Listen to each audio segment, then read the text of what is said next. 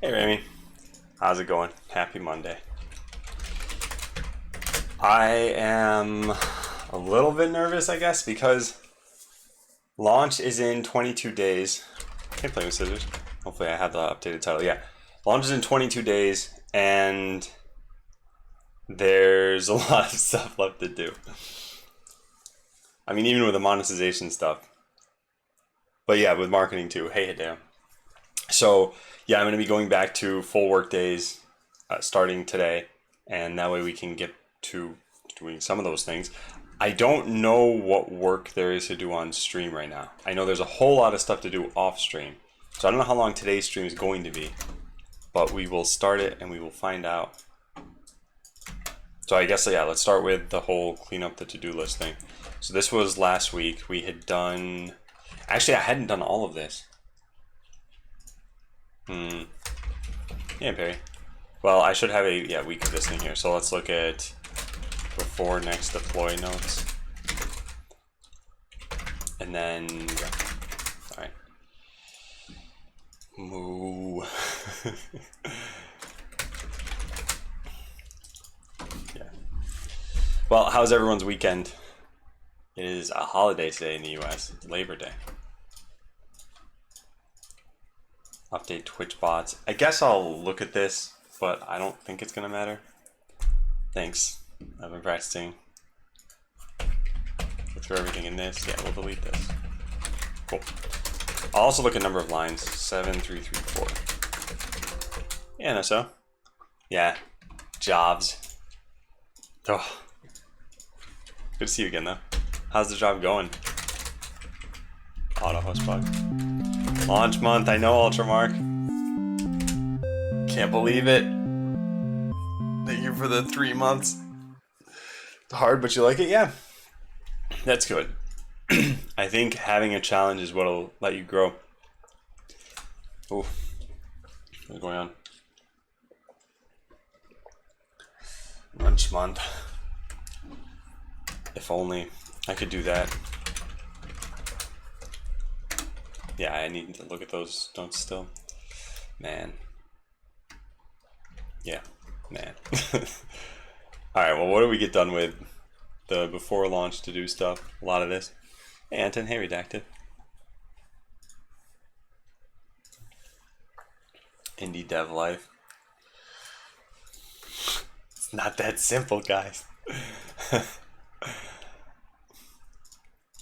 So 80 launch prep 2, I'm pretty sure I already pushed this on Friday. I know there are some bugs online. I gotta fix those too. Is this 80 launch prep 2? Yes, it is. Okay, so then that's done. Does Wincy have soup all the time? Because I'm not a huge fan of soup. Soup with egg. Everything needs egg in his life. It's a curse. Is that all we did? That's all we did. Yeah. Wow. Oh, I guess yeah, last week was a light week though. So we got rid of 239 lines off the to-do list, but a lot of that was just the soft reset task. Okay. Well, let's, as long as I'm looking through this, go to here. So bump minor client version. Remember we did that. Investigate code timeout issues. We still need to do that. I need to investigate something else here too. Make sure all the Twitch stream stuff is done. Oh yeah, I gotta change my category quickly to...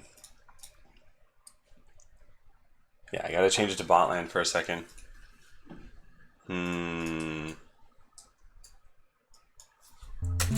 Yeah, let me change it really fast. Oh, Buff Siegel, you can finally watch the stream. Why is that? And thanks for the resub. Or you just mean today, because of the holiday? Because if so, I totally understand that. Okay, so change stream category back to science and technology. I just need to test something in Botland. I don't expect that this is going to go wrong. Got the day off. Ah, yes. Hey, Water. Yep. Best place to find out about how many more days there are to launch. Because I stopped doing titles. They'll probably change a little bit as we go on here. Yeah. All right, we'll wait on that. Put a link to play.bot.land in Discord and Twitter and see if the cards work. I did it in Twitter, and I'm pretty sure it worked. Let me go take a look at that. How do I see the card? Yeah, it did work on Twitter, and it didn't before, so now that's all fixed. Now on Discord, can someone just in any Discord channel just type play.bot.land, even if it's in a private message to somebody, and tell me if that same card pops up? If not, I'll just try that later. But I assume that this is fixed. Here comes a spam. I mean, it doesn't have to be in a public channel. You could PM your family about it. So make sure all the Twitch stuff works. We're still gonna have to do that. Ensure the max age was decreased only for index.html. Let's go take a look. So I just refreshed the page. And let me find this. How do I do this? Here we go. Okay. Yeah. So this is on index.html. Now that's correct, but nothing else should be that number. So let's go check analytics.js. I don't even see cache control here. Oh, here it is. This one's actually lower. Oh, okay. Here's some other ones that we have here. These are fine. Let me check an image just to see. Yeah, these are all fine. What is this one doing though? This was analytics.js? Where does it even come from? Oh, it's Google Analytics. I don't care about that. Thank you, thank you, thank you.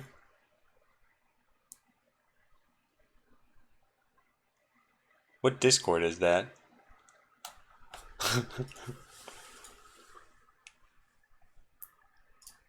Okay, thank you both for doing that. They wanted. I hate circle pancakes. So this is done. Nope, not that one. This one.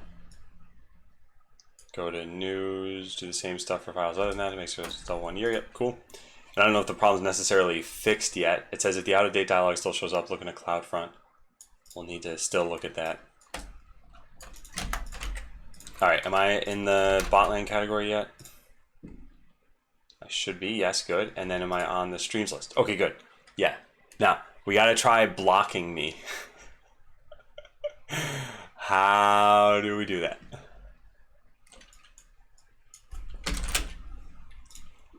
So we could say Twitch min viewers is 500 and I shouldn't show up anymore. Why did I type it like that? 500, we hit send, and now I shouldn't show up in this list, and we need to remember to set it back to 0. Hey Kojin, how's everything been going? It's been going pretty well. Yeah, good. So now it says nobody's live. Now I set it back to 0, so I don't forget. And then I refresh the page, and it says still nobody's live. I think changing it to a higher number causes it to recache. Let me look at that. Twitch min viewers. Whitelist is 5 minutes.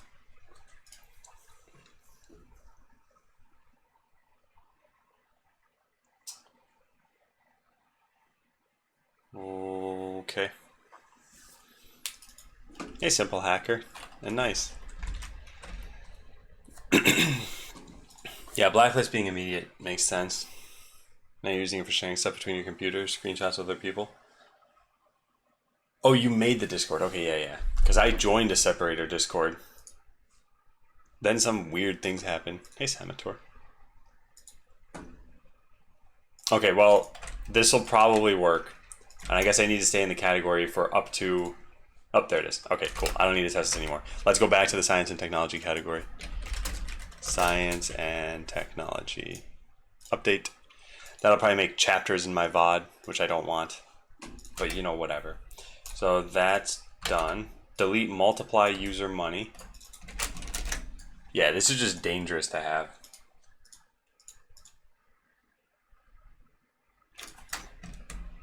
Now I am deleting this from migration, meaning that no one else Whoever runs the botline code base will have this. I think that's okay. Yeah, I'm Baker. Yeah, I had an issue with those emotes. I was kind of surprised about that. Then I realized I don't really need separator discords anymore because of folders. So I have, I think, 3 folders. I have discords that I actually care about, discords that I joined, and then game discords. And the game discords has like 30 things in it. So yeah, now I don't have a gigantic list of servers anymore. We need a new branch before I check this in. So these 2 things still need to be done. You don't like the folders? I think they're great. And yeah, still in folders. So just like on iOS, if you drag an icon onto another icon, it'll turn into a folder. So you can group all your discords if you want. There's probably a blog post on it or something. Yeah, server folders, this. So you could put as many as you want in one, as far as I can tell. So I've got like 13 discords I never read that I dragged into there. Oh yeah, I heard about that about Siegel. I have a friend in Florida.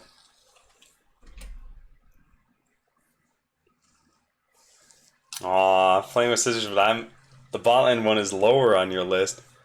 Is that now a Discord you can't keep up with?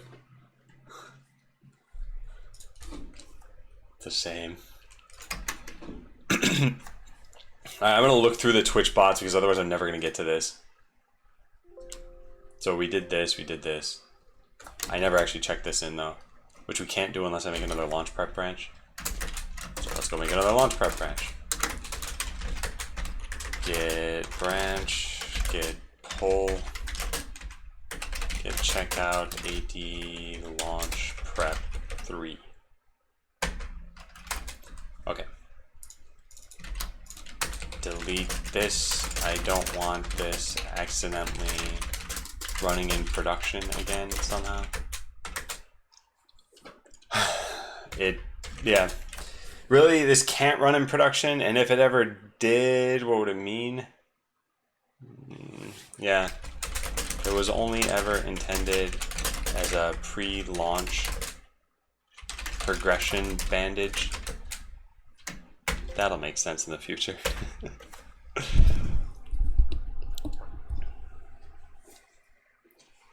Wow, double whammy above Siegel. Botline, Twitch, and sometimes off topic. Other channels are too busy. Ah. How are all the projects going to work? Okay, so yeah, Twitch bot. I wanted to just see what APIs are even being called for this stuff. I'm not totally sure how to do this on stream. So let me start by looking at this off stream. I have Phantom Bot. Phantom Bot should just be the IRC stuff, I think. Maybe things like follow age would be broken, and I don't really care if that stuff is. I guess let's just see if the bots break in the future, then we'll fix them. How about that? I'll just delete this stuff. Yeah, because I don't think there's going to be a problem. And I think there are more important things to do right now. So let's look at the before launch list. This was the most important thing. Make fanfares. Honestly, this probably just won't happen at this point. I'd still love to have them, but I need to make them. I don't know if I want to do that on stream. Consider making seasons be automatically be 2 months by default. Make it so that subsequent seasons don't require as many. You also just lower the requirement at all times to 5. Yeah, actually, I guess there are 2 good suggestions here that I wrote. And off stream. One, you blocked 1 task with your last PR. Let me take a look. Because I saw the PR, which I do have to merge. Let's say this. Merge, actually. Where is it? This is done. In fact, this doesn't need to be there. Merge PR and unblock Hideo. Shouldn't this work like challenge mode difficulties completed and set, where we get an initial value during process and the local value is then updated on the client?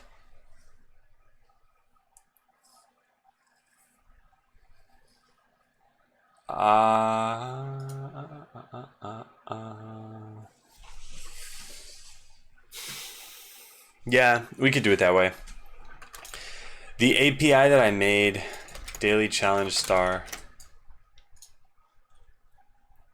this gets all the challenge completions for a user, and if we're doing it on login, no, you know what? Okay, I'm gonna write a note here.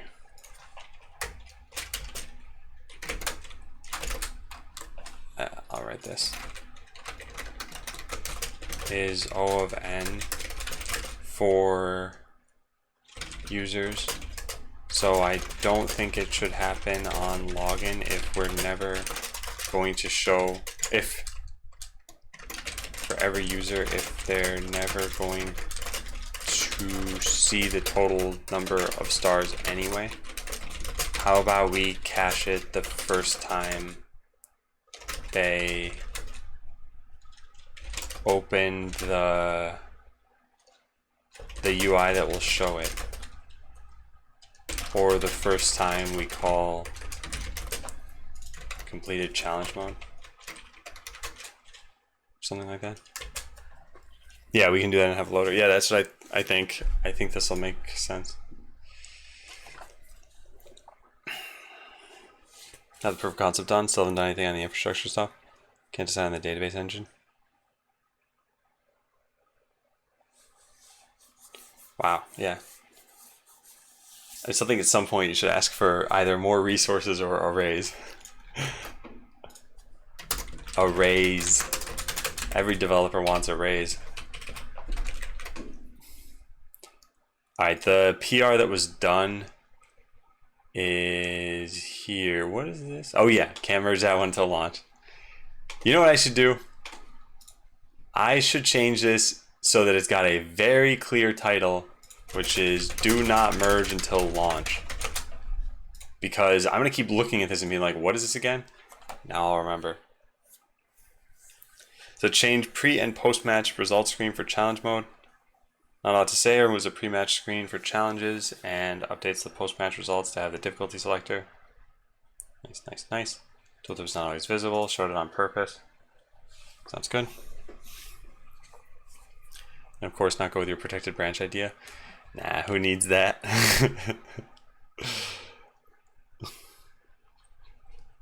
Okay, let's look at this. Files changed. It's pretty good. I can't tell where this is. Let's go pull this. Git fetch Hideo, git checkout. By the way, I'm back in science and technology, right? Yeah. Just gotta make sure. Oh, it's gotta be lowercase? A tab completed to that. Hey, Resu. What? Huh? What? Git remote -v, I think is what I want.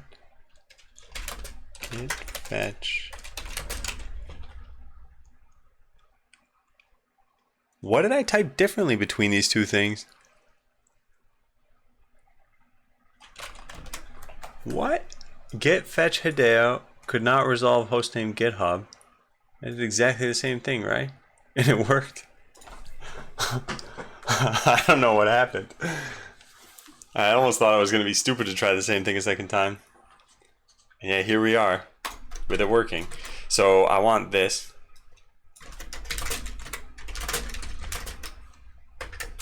Yeah, nano internet issue. Guess so. So 578 of in-game. So clean up after match, set this back to false. Okay, that's fine. Now what's this? I need to contextualize this. So this used to be set it to true, and now we're setting it to false. Oh, do we not even have a pre-attack screen? Right, because that's probably what I wrote in the original issue that I forgot about.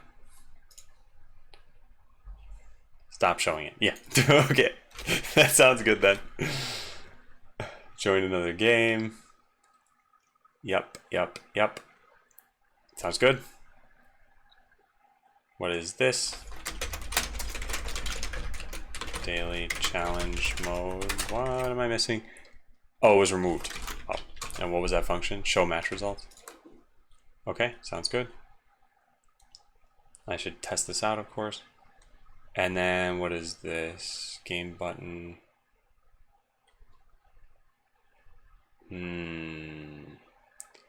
All of this is removed. I'm guessing it was moved to game picker. Picker should only show the, yeah. Yeah.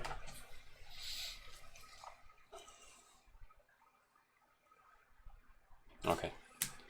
Game picker is not usable without game button. Now both can be used independently. Yeah. Okay, so far so good. Match type challenge mode or unranked. Sounds good. I don't think we need... Oh, we do need this. I thought this had text styling on it so that it wouldn't... You don't need to type it that way. CSS can make it uppercase, but it doesn't matter. Measure challenge mode. Yep. Rating bar, challenge the icon, attack another player. Sounds good. And I will test this out very soon. Yeah. Okay, nice. Let's go try it. So this is a change that's going to make it way better to actually do challenge mode. So we click something like medium here and start the challenge. And we're just in the challenge mode thing now.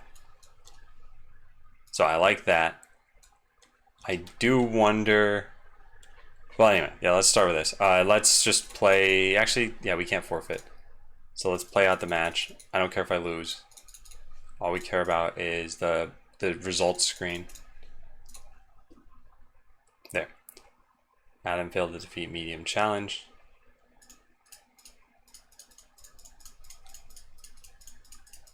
This is fine if it works on mobile. Yeah. So does it?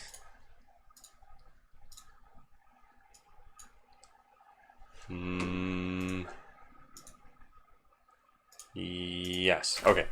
Yeah. Because one of the things I was thinking about is we could say something like try again down here. I don't think that's important. So I think this looks good. Let's merge this in. And I didn't make any changes, right? Nope. So we can just go directly merge this. Conversation. And merge. Okay, not bad.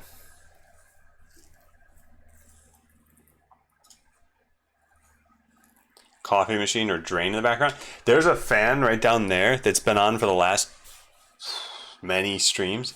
That might be what you're hearing. Other than that, there are no other sounds that I think you guys will be able to hear. Now, there's a roofing project that's going to be taking 3 or 4 months that supposedly started last week. I haven't heard any noise from that yet, but I think it's going to get very annoying. Hey, Schwartz.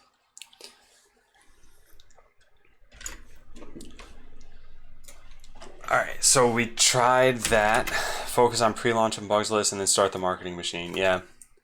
Gotta do that. So let's go back to the pre-launch list. Or before launch. And let's also switch back to the branch I was on. A deep launch prep 3. A one-day job. No, they're redoing the roofs on... We have about 20 units in our community, and they're redoing the roofs across every single one of them. And the way our community is set up is, picture these little like blobs of many houses, you know, here, something like that. So I live in one of like somewhere here, right? And even when there's work being done on a detached building, I can still hear it very clearly. So it's not like it's the rumbling through the wall or something like that. It's just noisy. That wasn't for a roofing project. That was just for other stuff. But I have a very strong feeling that I'm going to go crazy at some point in this next few months. 4 days per unit. It's 3 to 4 months is what they said. So it'd be like 90 to 120 days and there's 20 units. It could be 6 days. But anyway, it's 6 days per like individual house. I guess what I should say is it'd be really loud even if it's connected to us. but not our house. The apartments are like townhouses. The mower will happen at some point today. So this, seasons being 2 months by default. I guess I'll write it this way. Problem, seasons are currently every month. So you have to keep doing placement matches. And so we have solution number 1 would be make seasons last 2 months. And solution number 2 is require fewer placement matches. So I guess we should say the real problem is that placement matches hide your rating. So they're somewhat annoying to do.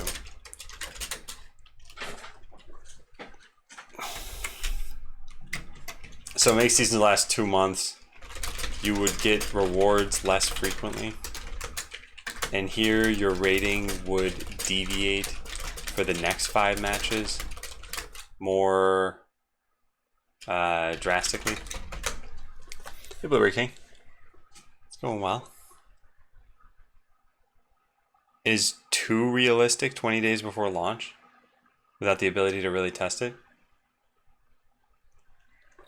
I know what the outcome would be. It would be that you'd see your rating fluctuate a lot more than normal. I don't think there would be bugs or anything. And so the question is, are we okay with it fluctuating more than normal? Then again, is it even worth doing this? I guess what we wrote is just consider doing this. It may not be. Maybe we just skip it for now. Can I stand up and show you this shirt? Yes. This is what it looks like. It is a phoenix. And a little baby phoenix. Although you never know if a phoenix is a baby phoenix because they live forever. Yeah, I guess let's just cancel this. Yeah. Conclusion, it's probably not really worth doing either solution for right now since this isn't a huge problem. Hey, Revrox. We'll put this here.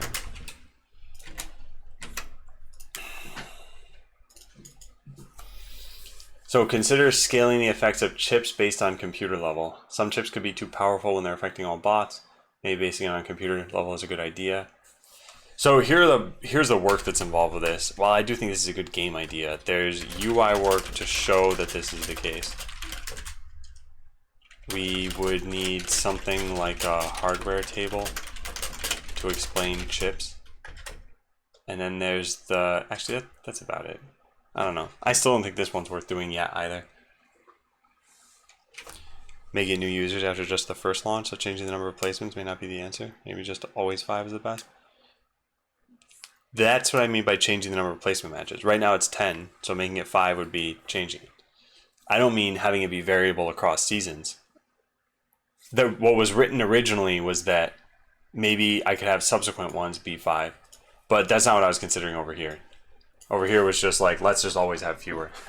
But I don't think it's a good idea. The reason why even having it for subsequent seasons have it be 5 wouldn't make sense is because I reset your rating, and the reason that making it 5 would be bad is because your score wouldn't have had a time to settle. But I'm just not going to do that work right now anyway. Hey, Chad. So pretty much everything in this chat is a command. And the reason that... Wait, what? No, it is on the FAQ. What are you talking about, Chad? It's right there. Yeah. All right. Well, yeah. Just I guess Control F on the FAQ if you ever need to find something else. So yeah, consider scaling this. I'm gonna write conclusion. I don't think this is worth doing before launch. Even if people buy chips, I don't think they'd have a problem with them getting rebalanced a bit if they're still doing the same general thing.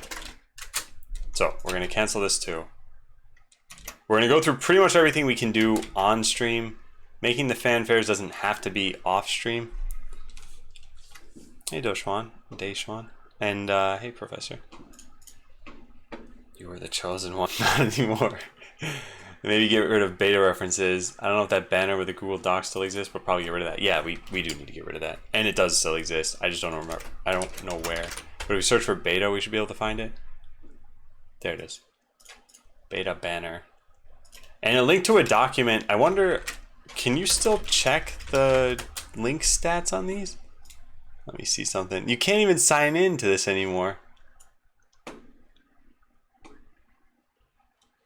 Oh, analytics data was available for up to 1 year. Oh. That's the part I wasn't aware of. I knew about the first two things. But yeah, I didn't realize this. So I can't log in. So I can't check how many people clicked this. Am I in the US? Yeah, I am. Yeah, please check out the FAQ. Alright, let's go check this out. So I don't think any of this really matters anymore. Hi, I'm Adam. I'm the creator of Botland. I put a lot of time and work into this game, so you better read everything I have to say. This actually wasn't too long of a document. But then the important part was really just this. It's not done yet. You probably find bugs, blah, blah, blah. I am deleting this. Except for I want to put this somewhere. I still like the thank you section.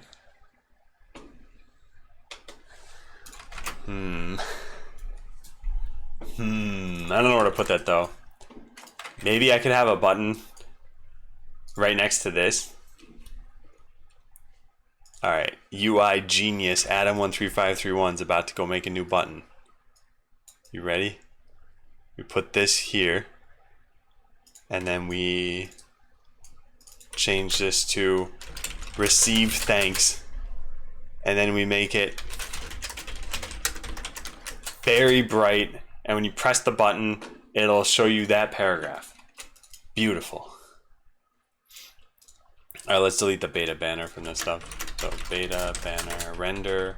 In dev we don't render. Render beta banner. We just delete this.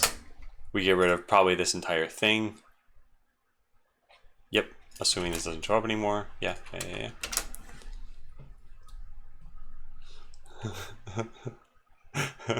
crazy. I'm not gonna put it in. Fine. I think it'd be cool to have, I don't know, like a, no, never mind. Let me find this thing before I continue talking here.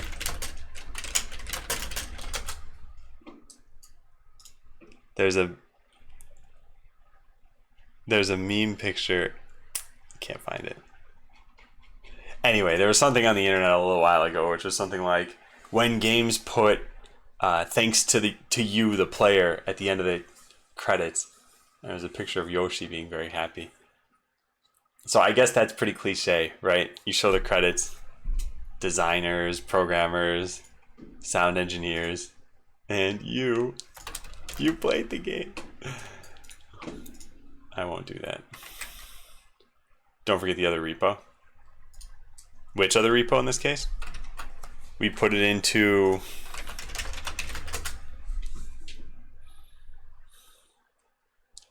Bot.land. Oh, the site. Yeah, good idea. Good idea. Did I write that down over here? Don't know if that banner still exists. Probably got rid of that. Yeah. Delete it from Bot.land as well.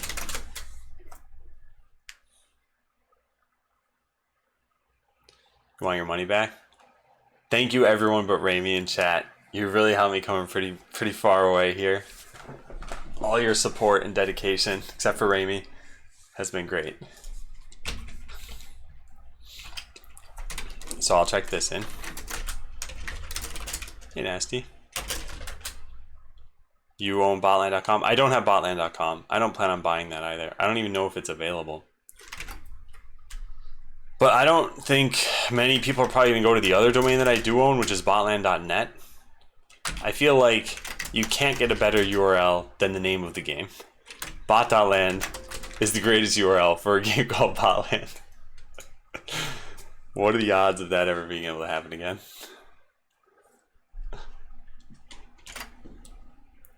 So linting past, we'll say remove beta banner. It'll link to Google. Well, it doesn't matter.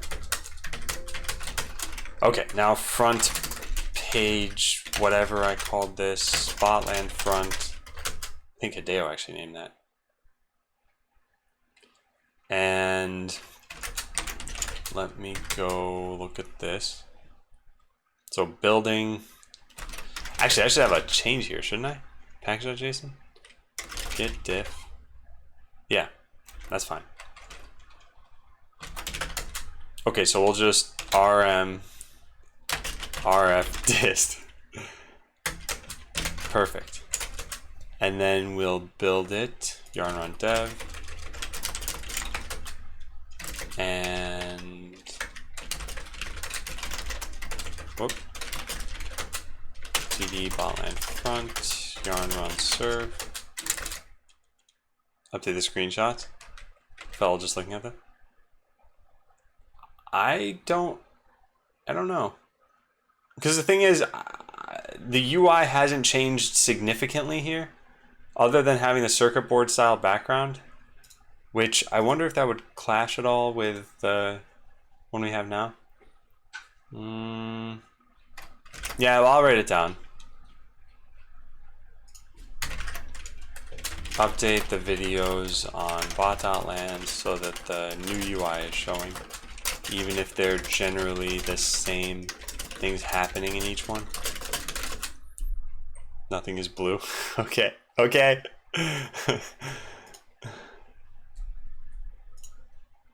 You can't make it rain. You have no power here. There are no rain dance commands anymore.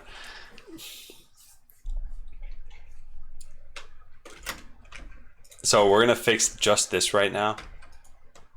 If I can find where this is. Here it is. Good. So there's the beta banner. We're gonna get rid of that. So let's go over to the botland front repo and find index.html and find the banner. And goodbye. How? Oh, that's how. I was gonna say, how is this getting styled? There's gotta be some kind of style in here. Here it is. So we'll just delete this whole thing. Goodbye. Cool. So now if I refresh this, yep, it's gone. Not too bad. There's just one more thing I want to check. Do I have any other scripts in here for linting? No, I don't. That's fine. Okay. So what do I have to do to deploy this? Run the build steps here. Did I do that? Yarn run build. No, I didn't do that.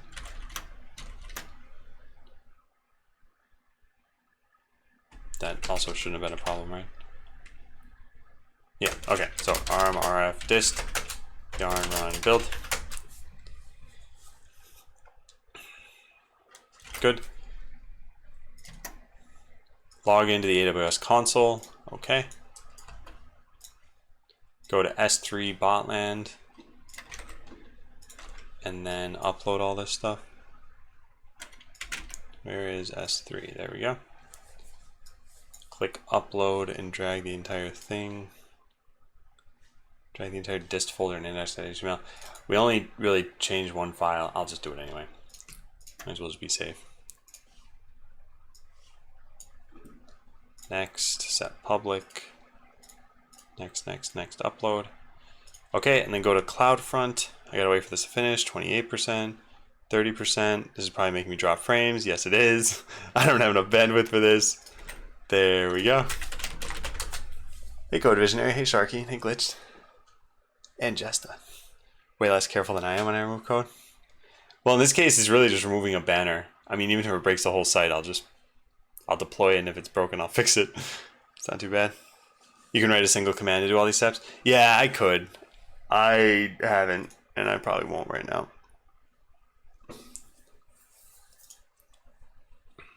I make very few changes to this. I guess the next one will be modifying the videos, but yeah, in general, it's not too much. That's no excuse, though. I've done it enough times where I should automate it. Okay, let's rerun this. Copy and invalidate. Good, okay. There we go. why it tells you you have an anniversary, but hi. Well, thanks for sharing your anniversary, Lithium. 1/3 of a year. Thanks for staying subscribed. So if we go to just bot.land right now, we have the banner.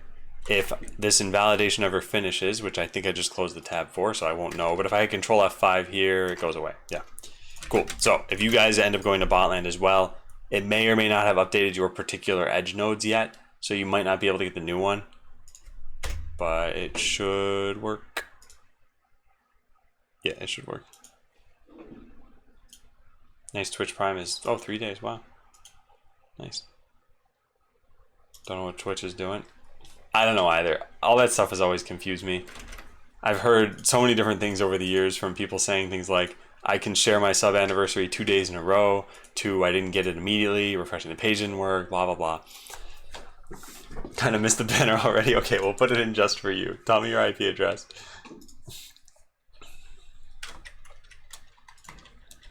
So this is done, this is done. Perfect.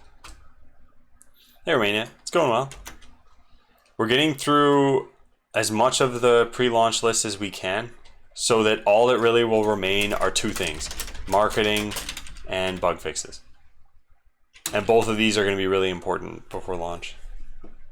Doesn't work for you? Like I said, it may not... Oh, this is a Netscape Navigator picture. Oh, there's your problem.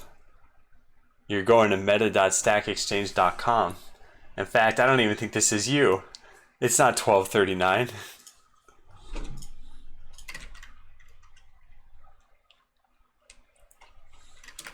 Double the goal of every mission and get 50% toward your progress when you win. So the reason that this is still a task is because this is not here.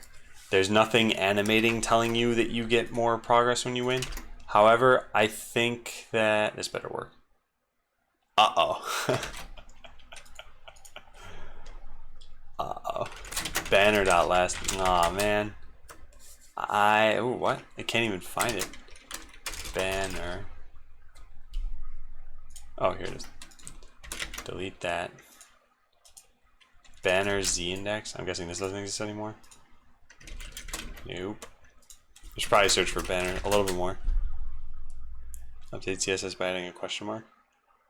I just end up invalidating it through CloudFront. Okay, banner apparently exists inside Banneroni. That's why you don't use silly names. Yeah, that's everything we need. So we'll go amend the last commit, because we haven't pushed it yet. Commit, amend.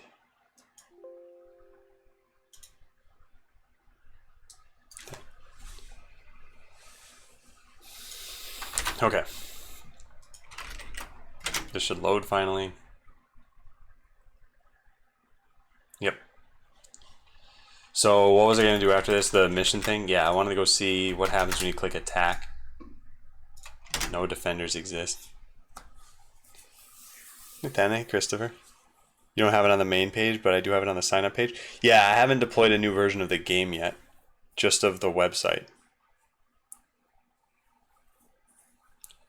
So I got to log in over here and also hit attack. Ah, okay, this says, yeah, this says you get a 50% bonus to progress when you win. I think that's fine for now. Yeah, let's not do the animation, because I think it'd be hard to communicate this. So I'm going to cancel this. Conclusion, this task was really several things. One was granting progress even on losing, which is done. The other was rebalancing missions to make them doable, so that they're not trivial now that you always get progress. This was skipped, which was skipped for now because don't have too much data yet on mission completions. That's not actually true. Well, which was skipped earlier. And then the final one was to animate this differently, which I'm skipping now because there is text in the mission tooltip telling you that you get a bonus. when you win. Can you imagine if I just kept making those glitched out? People would never stop typing like the day after tomorrow as a command. Make sure the replay speed reset option is surfaced to the user. So this is gonna be, I think, work for Hideo to do. Problem is, we don't have a settings menu for in-game settings yet. It's just volume. So I was thinking of having another tab here. I gotta look at what Jason said about this. Imagine if that was a command though. Playing with scissors. 517 days from now. It's like, congratulations, you found a command that nobody else ever typed. What is this link? Okay, this works. Thank you for doing this, Wanted. That's a proper meme picture.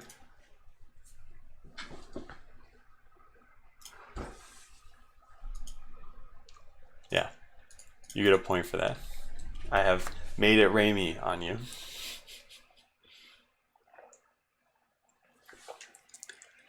Uh-oh, Watcher's about to use a bunch of commands that he made that everyone else had forgotten about. So figure out what Jason had said about this. Don't remember.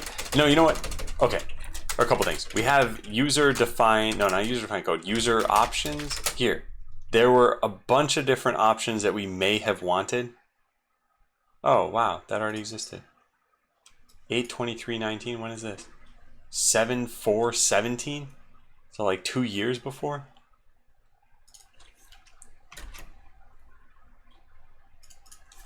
So we can call this from the bottom of this. Delete. Hey, banana.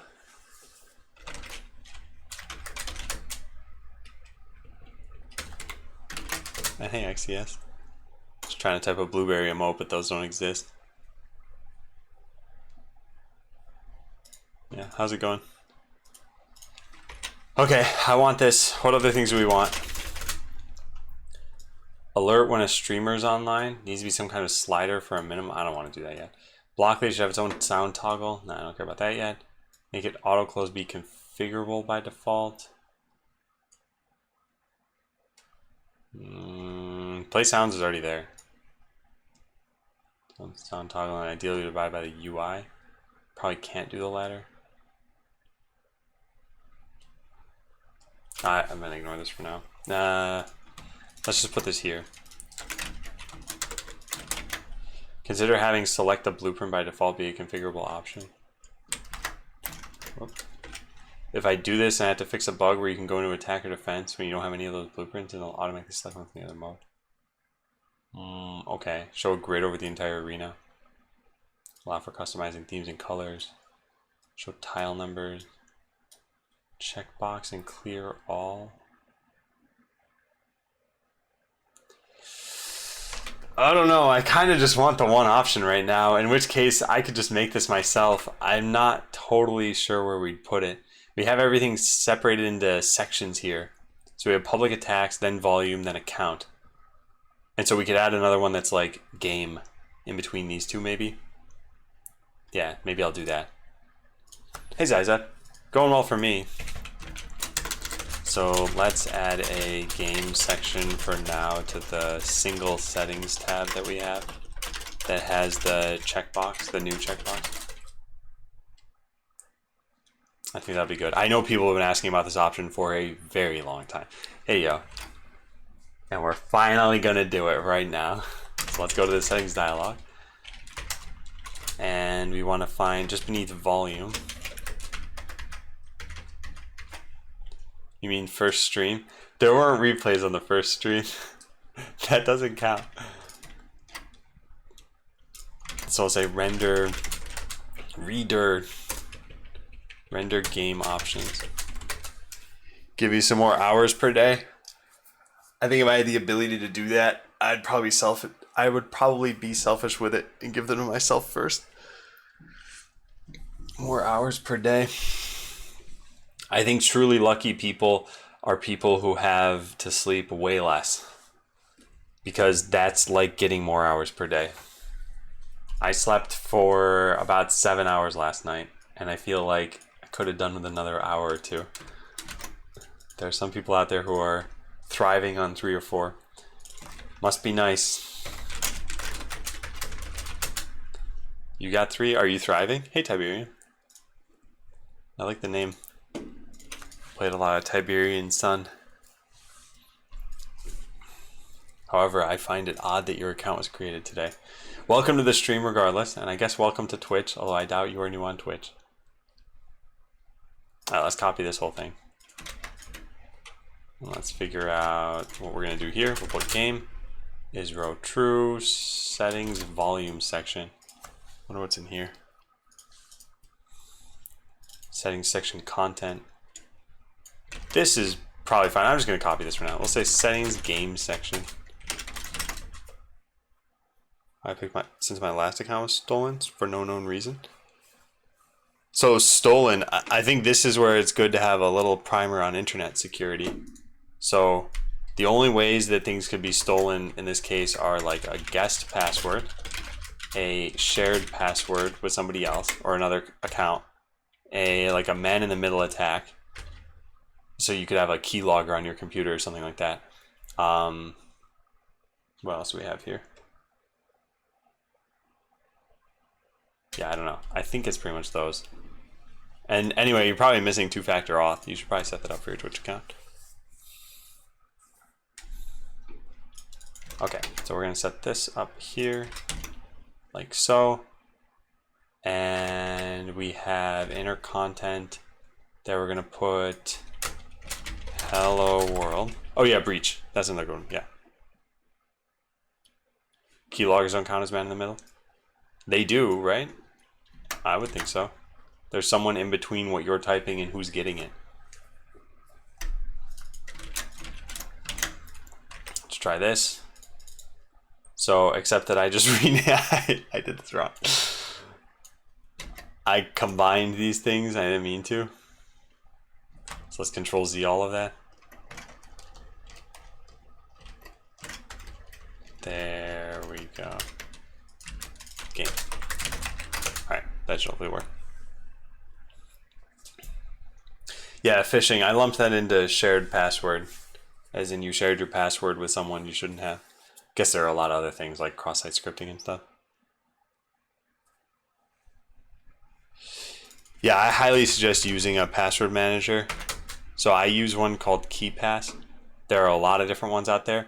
But your passwords to all of your accounts should look something like this. Something that there's no chance of you really memorizing, at least not all of them. And you know, some other account's password will look like that. And that way, if one of these leaks, then cool, you just change that account. And if they don't leak, people aren't going to be guessing these. You're not going to even know what they are. Hey, BLC. Yeah. Gunpoint sharing this. That's shared password, though. Yeah, and Brand. And yeah, making your own password manager. There's a lot of things you can do. I think just using one is important. The thing about using an established one, there are pros and cons. The con is that you have to trust them, and that's the most important thing for a password manager because its purpose is almost entirely for security. And then 2 is the pro, which is being able to use it on multiple platforms or autofilling or other convenience features. And I guess not having to maintain it yourself. So here is the game section now, and we just have hello world there. Now if this wasn't big enough to fit all of this, it would just scroll, so that's fine. But instead of hello world, we need it to be the check mark. So we have enable public attacks. We'll just go copy whatever that is. Enable public attacks. Good.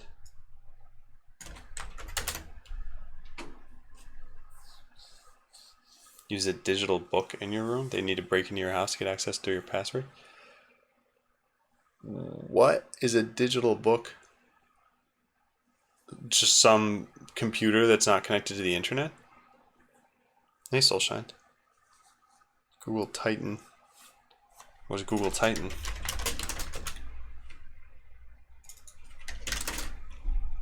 Titan security. Oh, right. I know what this is. Okay.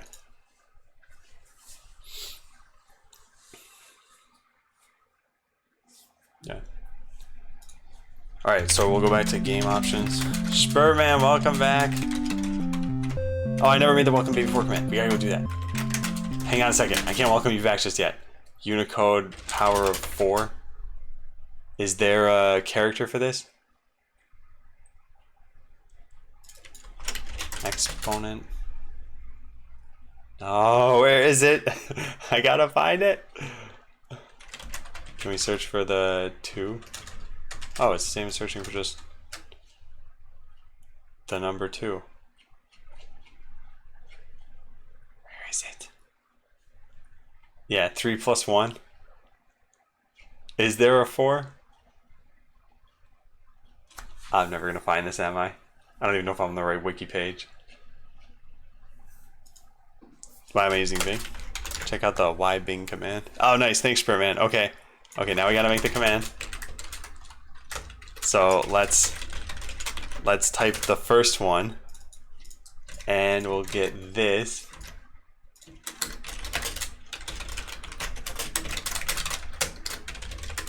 There. Done. Welcome back, Superman. 719 days on the project. 719 streams on the project, or stream days, I should say. It's been almost 4 years since I started on the project. In fact, it was September 8th, 2015 that I started the stream. Yeah. Thank you for resubbing, Superman. We now finally have another one of these. So the checkbox that we wanted, I've just copy pasted a bunch of stuff, so I gotta go do this again. Enable public attacks. This is here. I guess we can have this be another one of these large ones. Put this here. Say, what do we call this? Reset replay speed on new match. And we'll default this to false. I think, yeah. Now, settings checkbox, that's fine. On change, we're gonna need an on change here. That'll be, I guess, for in-game options. Do we have any in-game options? No, we'll just add them though. Waddle, welcome back. So long I've been able to catch the streams. I'm working full time. Yeah, and now it's a holiday. Thanks for resubbing. And things are going well. We're preparing for launch. 22 days away. It's gonna happen, whether I like it or not. Enable public attacks. How did this one work? Set enabled on account server. We don't need to tell the server about this. At least I don't think I want to do that. Not sure about this. I think I'm gonna keep this local for now. Yeah, because you might want a different thing on mobile than you have on desktop. So set, what do I call the option again? Reset replay speed. Reset replay speed on new match option. We're just gonna call it that. Reset replay speed on new match. Do we all make it in time? Yeah, I don't think there's gonna be a timing problem. Because even if the only thing that isn't fully in yet is the monetization stuff. And if I launch without that, it's okay. I'd rather not launch without it though, but yeah. Alright, we'll call this set reset replay speed on new match. The longest command, the variable. Replay speed on new match. Okay, we'll put this in the reducer. Just scroll down to here. Should really split up this reducer.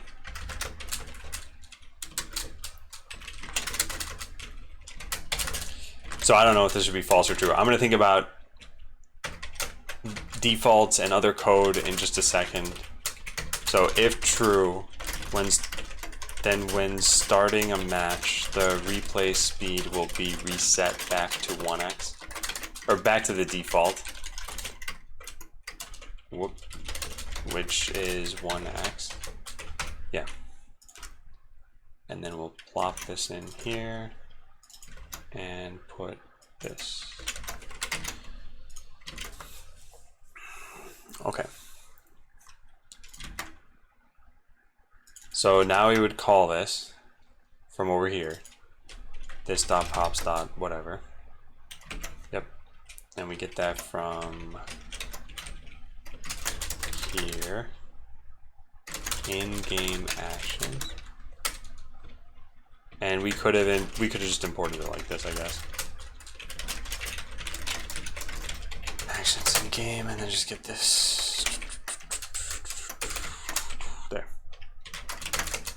Nice. Okay, now I'm still missing one other thing. What is it? This thing, the checkbox. So we need in-game state, yeah, which we don't have. Okay. In-game. And that goes here, and it is called reset replay speed on new match. So we still need to hook this up to local storage, and then make sure the option actually works, and make sure the option has a default, has a same default. Yeah, hey Malarius. Not ready to leave Japan? The whole reducer may not be rehydrated. Yeah. Yeah. Can save this via the hydration settings. Oh, actually, you know what? I should probably put it in settings reducer. I don't know why I didn't do that. Oh well. I'll just change it. But first I wanted to just see, did I get this checkbox correct? Let's see. Yeah. Nope, I didn't. Never mind. What's going on? Wait. Yeah, it is a per property thing. I'm aware of that. So if I click this once, yeah, this breaks. Okay, so let's put a breakpoint here, and then click it again. No, we have to refresh.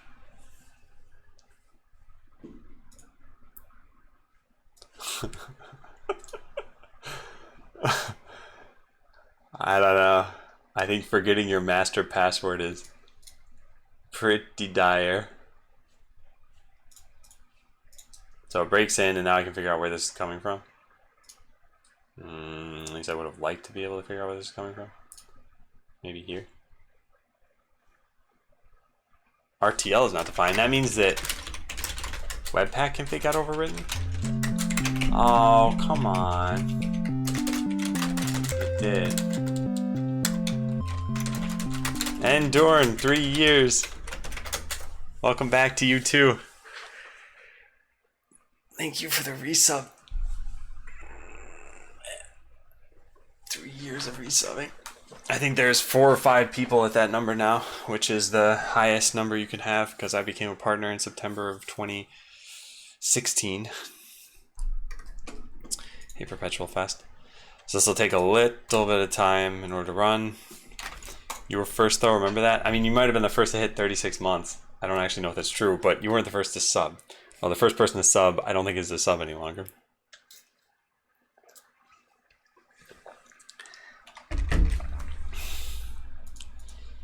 Okay. So here we go. We're going to do that same thing, but now we're actually going to get... Did it delete my breakpoint? Oh, come on. I gotta do this again. Yeah, fine. I have to do it again. There.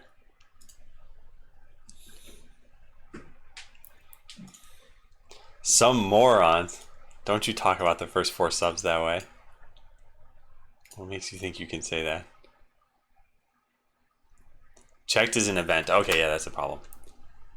So how did this work for enable public attacks? On change was here, and this actually... I see. Okay, we're gonna do that then. Set, reset, blah, blah. What is it called? This thing? Yeah, this. Set, reset. Done. Okie dokie, change that here. That should work. Now we can delete the breakpoint that I set. Remove and play and try it out. Nice. Okay, so we got a toggle. Now we're gonna move the whole thing to the settings reducer. So this will just be largely copy pasting. In fact, almost entirely copy pasting. There might be a couple of tiny changes here. So there's that one. Now we need this.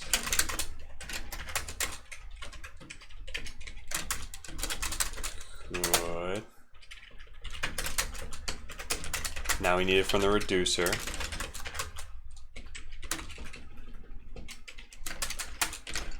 Reducer settings. Yep. Cool. And then one last thing, which is this over to here. I mean, mouse free. I'm using the mouse right now.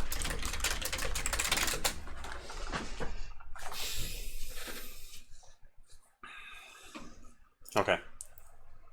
So this same thing should work, and now we need to look at how rehydrating this works, which is in action index. No, reducer index.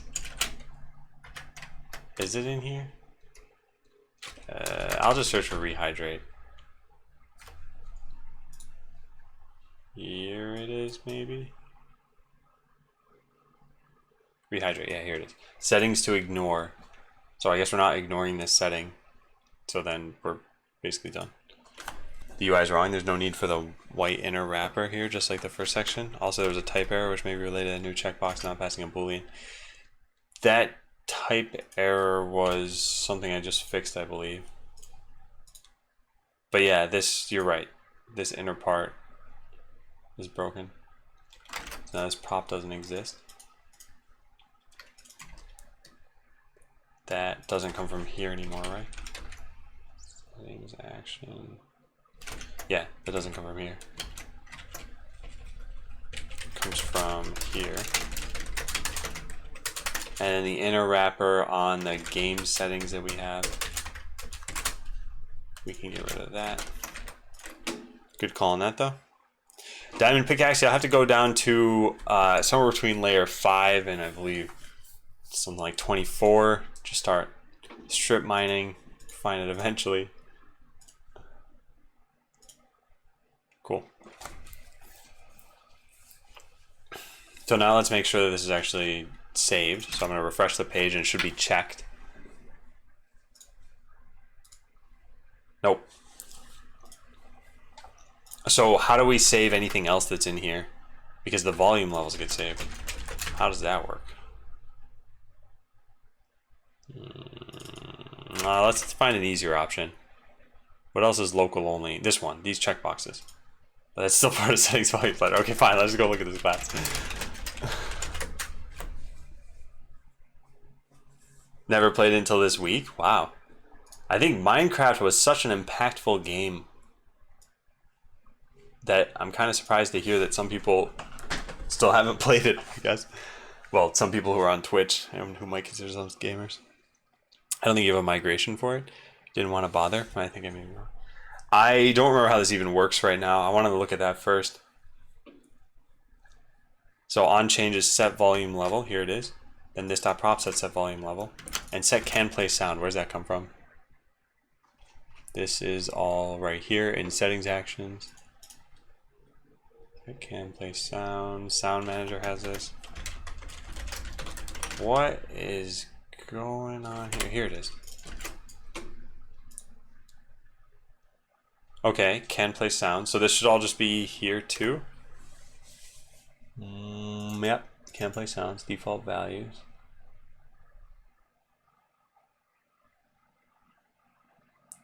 Huh. I don't know what I did wrong. Yeah. Here's 7 here. No space between the exclamation point and the FAQ. Delete local storage, check it and see if it works. Let me first take a look at what's in local storage. Dot settings, isn't there the reducer that we had here? Yeah, redux persist.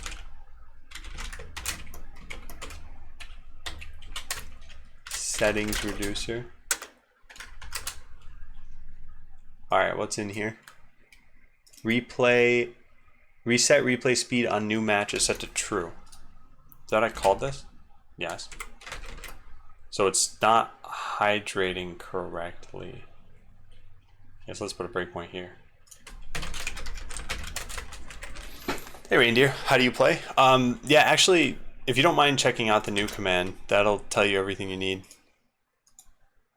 Because it's got a link here to the FAQ. And the second question is, where do I play bot lane? But anyway, the short answer is you just go to bot.lane. Check the rehydration action in the settings reducer. I think you mean this, but the thing I have is that I'm just ignoring certain things. So I'd expect this to work, but yeah, I'm going to debug this and find out. So the incoming one has actually nothing here. But these didn't all come from this, did they? Show settings, etc. Yeah, public attack enabled. Yeah. So we should have reset replay speed here. But I don't see it. No, there it is. Yeah, I just didn't read it the first time. Hey, Gone. Oh yeah, I can inspect in the application tab. I am actually aware of that. Okay. Okay, so yeah, I want to find out what's going on down here. We do have incoming, so we set the return value equal to state combined with incoming, so we should have this. Yep, that's set to true. So I think this is getting rehydrated. I might be pulling the setting from the wrong spot. Yes, I must be doing that. Because otherwise, I don't think this could be broken. So let's go find out where I've got that. Checked is this in-game state, that's why. Setting state. We don't need that anymore. Okay. Yep, that wasn't too bad. Alright, hey Clayman. So now it should be set to true. Oh, I forgot to remove the debugger. Where did that go? There. Delete that, refresh, close out of this tab for whatever reason. Okay, cool. Now I uncheck it and I refresh, and it should be unchecked. Yep. Now we need to actually make it work. So hook this up to local storage. We're done. Make sure the option actually works. So let's go figure out where we're doing some of this stuff now. I think there's something in here about this.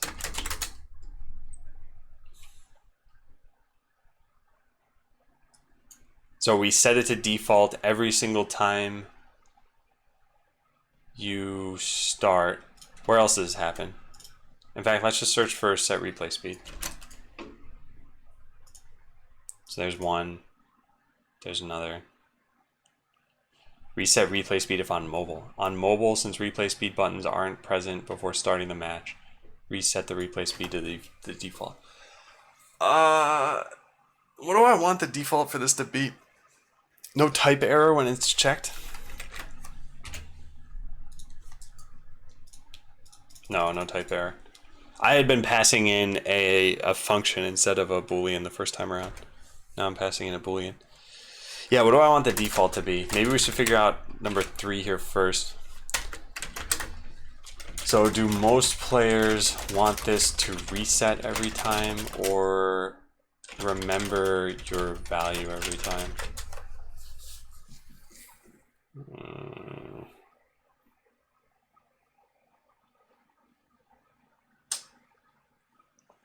Probably remember what value you had it on.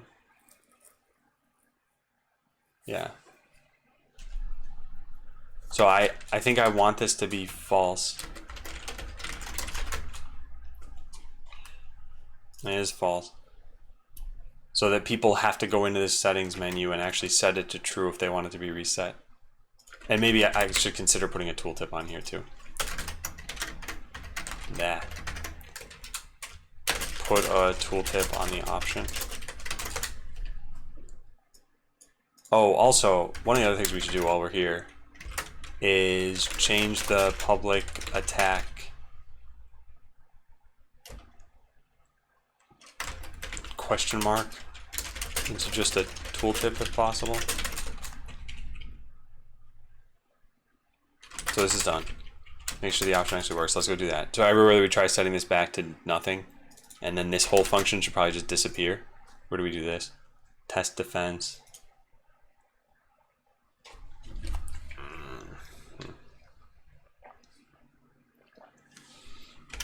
And there's one other spot, whatever this function is. This is probably start game. Yeah.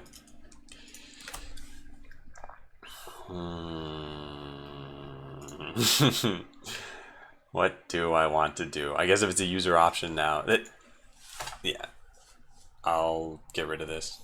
I'll get rid of this function. So instead, what we should probably do is export function set or reset replay speed.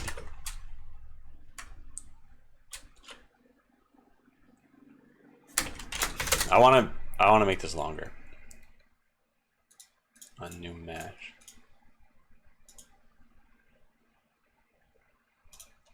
Yeah, I think we'll just call it reset replay speed, which we don't have right now. Yeah. Okay, so all this does is it gets the settings reducer, and we can actually do it this way. And we get this property. Good. And then we say if we're resetting it, then call this. Hey, editor. Okay, not bad. So now we want to call this function instead of this function. So let's search for this one. I hear mower sounds in the distance. Good. And then anywhere that we call, whoop, I didn't mean to delete that. Anywhere that we call set replay speed to the default, we also need to probably remove that here. So this, for example, dispatch, reset replay speed.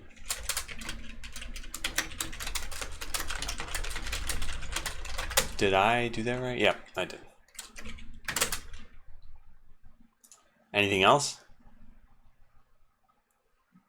This is fine. This is not fine. It needs to be put like that.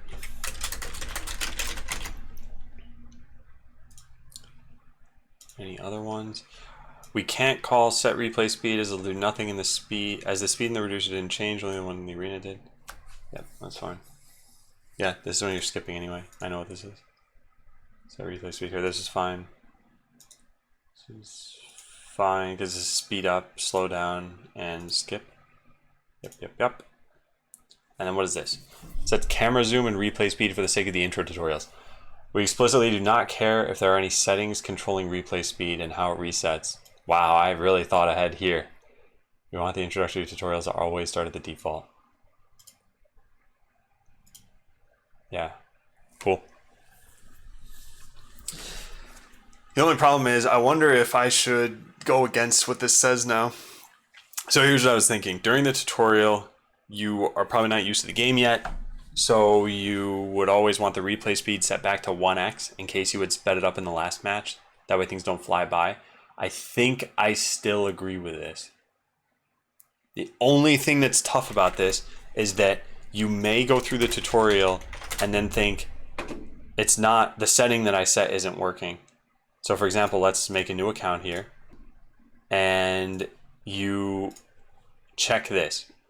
Oh wait, no, you have this unchecked. And you think, wait a second, this isn't actually working.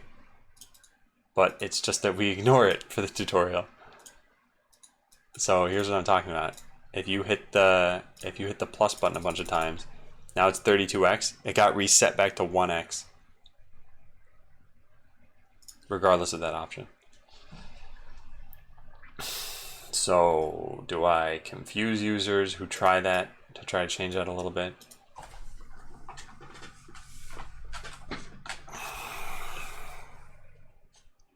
There's another option I could do here, which is during the tutorial, I could just tell you when you try changing that, like, hey, this won't actually do anything. I think we'll just leave it for now. Yeah. So let's make sure that this worked. We'll log in and we will try this out. So also this is kind of incorrectly named. Reset replay speed on new simulation is what it should be. I'll say match. It's kind of fine. So we're gonna try this at 32x and just speed through this. I don't know what that black screen was. Does that happen every time? No. Okay. Yeah, so 32x, and then if I hit play again, it goes back to 1x. It's not how I want this to work. How often are you going to be redoing it?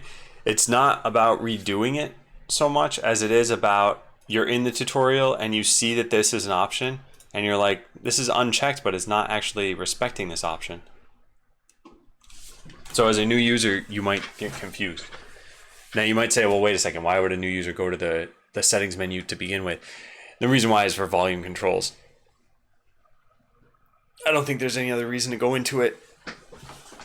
But yeah, volume controls are pretty important for every kind of user of every game. Well, not every kind of user, I guess, not deaf users, but yeah. Hey, X-Tap. Yeah, this isn't working the way I want it. Our new user is going to be playing with replay speed. Yeah, the game actually explicitly tells you about it because I'll show you why. The third tutorial has you play a match where you lose. So you do this, your bots lose. I'll speed this up manually here for now. And then you are told to go in and change your blueprint so that you have artillery. And even if you equip the most powerful artillery, it still takes a pretty long time to win this match. So check this out. So after, I think it's 5 seconds of the match not ending, it says this, speed up the battle here. So it does point it out. And you don't have to do that. You could watch this play out. But yeah, I think most people speed it up that way because they'll get the idea of what's happening. Hey, Toast. Can't you just make it checked as default when that's all the problem you're talking about? I don't want that checked as default. And even if they uncheck it, it won't respect that they've unchecked it. But I don't think it's going to matter too much. Yeah. I don't think it's going to matter too much. However, I do need to do something else here, which is the replay speed when testing your defense should be reset at the end of the test, not at the beginning of the test. Yeah, I gotta go figure this part out. Well, it's a call to reset replay speed, we know that. And we know this is coming from test defense, right? This is edit defense, I don't want that. I want this one. This should be deleted. Raimu double zero is 0. So I'm getting paid triple. Even as high as quadruple.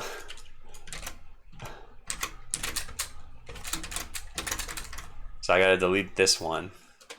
Also, hey Raimu. And hey Mrs. Raimu. And then we put this where exactly? What if we just didn't put it in? Let me see what happens.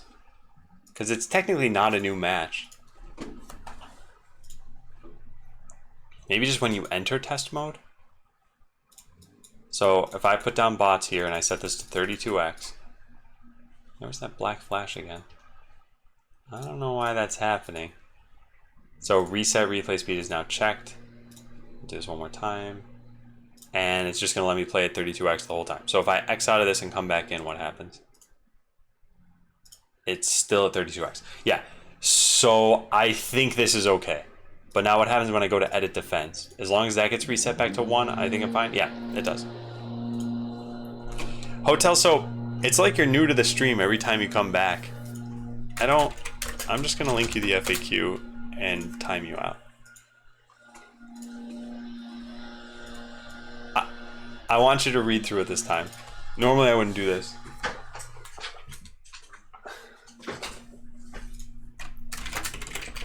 Okay. Hey Krasner. How goes it?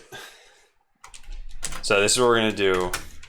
We'll actually reset it when you edit your defense, since I think that makes the most sense. Yeah. And hey Karsten. It goes well. Good to hear. Didn't you say you were coming to Seattle in the next month or two? I actually have another friend who's coming in about a month. Hey, Quackman. And then put a tooltip on the option. The end of this month. Excuse me, okay. Let's see. What do we have here? So this, I could put a tooltip, but what would it say? Set replay speed on new match. I guess it could just say something like sets the replay speed to 1x. When checked, sets the replay speed to 1x on joining a new match. Is that even what happens? I think it is. Let me try this again. I'm playing as the wrong player. So we're playing against Adam. 32x speed and go. Oh, it reset at the beginning. No, we don't want that. That's bad. That's definitely bad. Yeah. So commence game has this broken, doesn't it? It's after playing this out.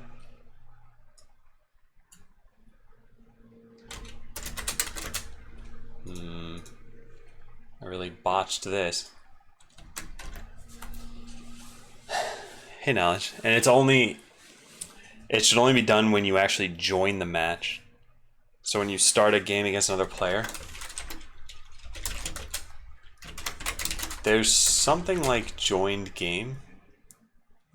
I don't know where that is.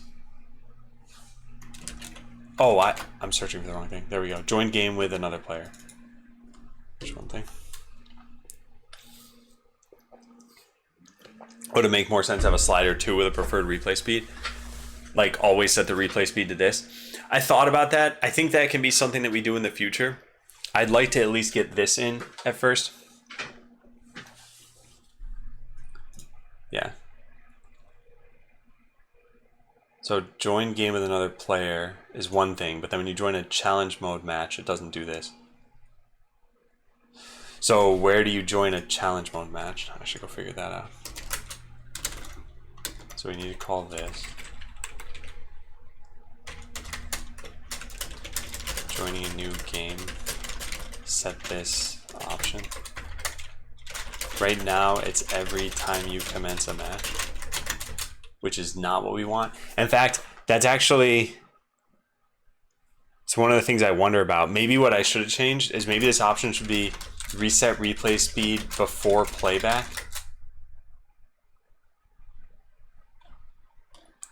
Instead of at the beginning of a match. Because I guess what I'm worried about is like round 1, user sets it to 32x. Round 2, user starts and doesn't realize it's still 32x.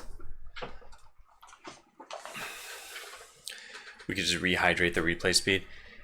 Yeah, I think we should probably do that. Rehydrate the replay speed when the reset option is false.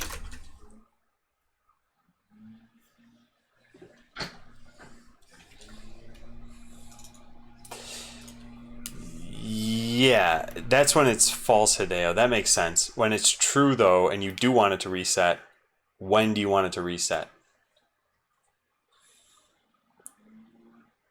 Actually, that's true, Raimo. I didn't think about that. Yeah. I wonder what restaurants are going to be open today, actually. I finally got Thai food yesterday. And I even took a picture of it. Let's see. Here it is. So good. They said they were going to be closed on Labor Day. I would guess everywhere, but not sure. Well, I guess it's more like, so if you check the box to reset replay speed, then there's case number 1, you want it reset every time you click play. Case number 2, you want it reset every time you join a new match. So, i.e. resets between rounds, doesn't reset between rounds. Or I should say like resets between matches. Hey Skondo, yeah, I'm developing a game. Check this out. And yeah, Ski Pog. Hey, Ferret. Now you want Thai? Go get it. It's the best. Do I have my own custom NPM repo? I'm hosting something called Verdaccio on AWS. So yeah, I have a private NPM registry. So yeah, I wonder what the case is here. I think it's probably between new matches. That's what I would guess. So I think that's what we're going to do. Especially because that's what the option says. Not that what it says matters, because I can change the text, but reset replay speed on new match. Yeah, we'll do that. And then where's the thing that I wrote down here?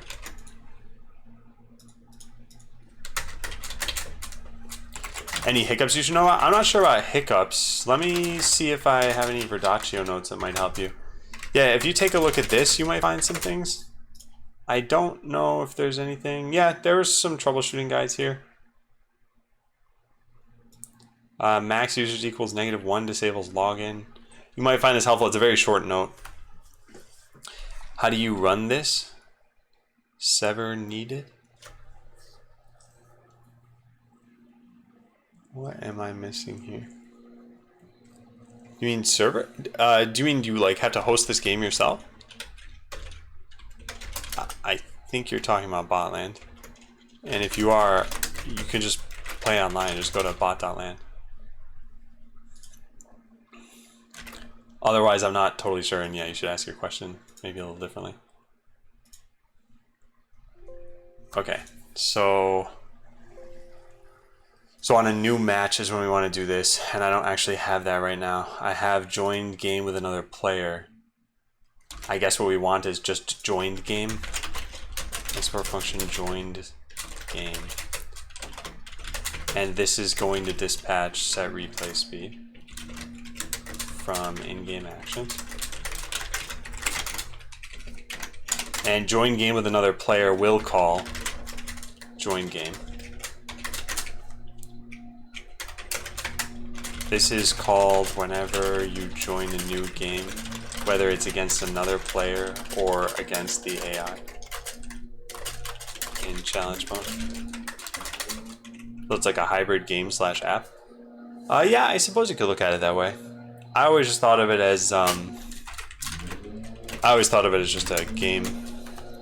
Whereas that note search doesn't work for me. It's in the knowledge notebook, which is all you should actually have access to under node, and then it is like maybe 15 notes down for Dacia. Anyway, yeah, the core is JavaScript. Everything is JavaScript. Hey, Dakra. And you might find more interesting things on the FAQ there. 2 babies walk into a bar. Some of you heard this one. I'm not going to stop you. Keep going, Lepchus. And thanks for resummon. How has the new life philosophy and life change been going for you, Lepchus? Been a while since I watched this. Probably switched a while ago. Any reason you switched? Check this out, and welcome back, Snake Eyes. So now I have the join game function, but I never actually called join game from challenge mode, which I don't even know where I do that. So game picker has it, I think. What do we call as far as this dot props? Start. Function called on mobile. Yeah, that's fine. So we gotta search for game picker. Yeah, Skanda, please check out the FAQ. Yeah, because pretty much, I think every one of your questions has been answered so far. Yeah.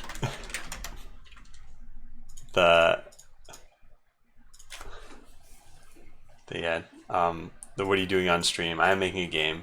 Yeah, core is JavaScript. Yeah, what language are you coding in, and are you using any game engine is here. They're all like the first questions too, so I highly suspect you're going to ask more questions that are on the FAQ, so please do take a look at that. Lots going on. Well, I'm glad to hear that. Is there going to be a move in the works? Hey, Global Hero. Oh yeah, sorry, I linked that to you when you had joined, I think. Yeah. Sorry, you might have missed this. It was from a bot, so maybe you ignored the bot message. So start, where's that coming from? It'd help if I didn't type Gmail picker. Here it is. Start is on click start. Where's that function? Here. Set up daily challenge mode. And that function calls what exactly? Set is in-game true. Set up arena on player. Dispatch get arena. Show arena. Set zoom. So yeah, there's quite a lot here. I think what we'll do is we'll dispatch this right at the very end. So what we can do is just call join game. So join game actions dot join game. Cool. And there's no need for false here. And I think that should be it. All right, let's try that now. Okay, got it. It doesn't. You're right, Quackman. Surprisingly enough, that I don't think that question's ever been asked. Well, not seriously, at least. So I gun those down, and we play an unranked game. So it reset back to 1x. Now, what about in between phases? It should not reset. So when I hit play, it should be at 32x. Yeah, perfect. I join a new game. 1x, good. Now we're going to uncheck the option, and it should never do that. So I set it to 32x, and it's just going to stay at 32x the entire time. So right here is where it should not reset. Perfect. Let's make sure it doesn't reset now. Good. And then in challenge mode, again, it should not reset. So we go to challenge mode and start this. It's at 32x. Good. We're going to do this. Good. Okay. Now we're going to try that exact same thing, but this time we're going to check the box and then try the challenge. And it went back to 1x. Perfect. So those are the replay options, and it shouldn't change mid-battle. Yeah, perfect. I like it. Should have your house up in October. Wow. Wow, it's finally happening. Out of curiosity, what is happening with your cat? What's the setting named? Right now it is called Reset Replay Speed on New Match. So we're going to go add a tooltip to it. Also, this could probably be done. Yeah, let's do that really fast. Good job, Banana. Good job. So let's rehydrate the replay speed as well. I think it's an ignored option right now. Ignored settings. No, replay speed isn't even in here. Ooh. Ooh. Replay speed is in a different reducer. And I never put rehydrate anywhere else. I guess it's not that hard to do. Are we gonna save everything? Taking his and your current roommates might take Renee. Aw, so you will be catless? I'll have to add this to the leftist lore. It's a list of reducers in action, basically. Yeah, I don't actually remember the setup for this. There's auto rehydrate here, and I think we tell it what to rehydrate. So only rehydrate reducers that are on our whitelist from Persist Store. Yeah, okay, so there's a whitelist. So we would have to add in the other reducer and then go make a handler for that function.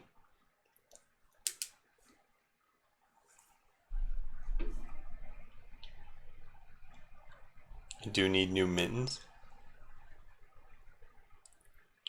Wait, I don't understand that either. In-game reducer. So we're whitelisting this, and then in the reducer itself, we need the rehydrate action. Mittens, kittens. Is this some kind of Always Sunny in Philly reference? So case rehydrate, this is the same thing we need here.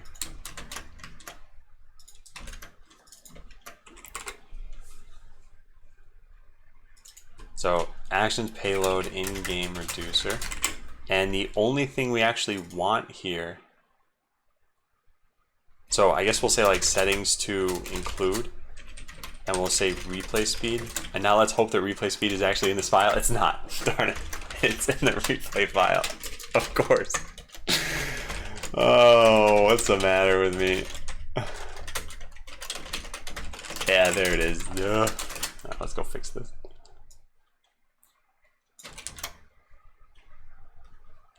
It makes sense that the replay speed would be in a file called replay. but I don't expect myself to make sense sometimes.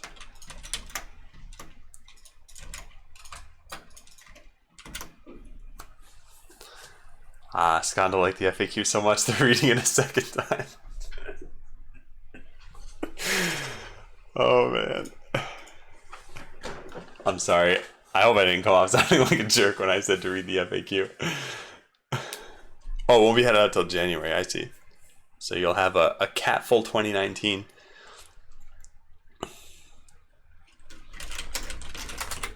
So settings to include, so this is wrong, whatever I did over here. Configure story. Yeah, this should have been replay reducer. And all we want is the speed.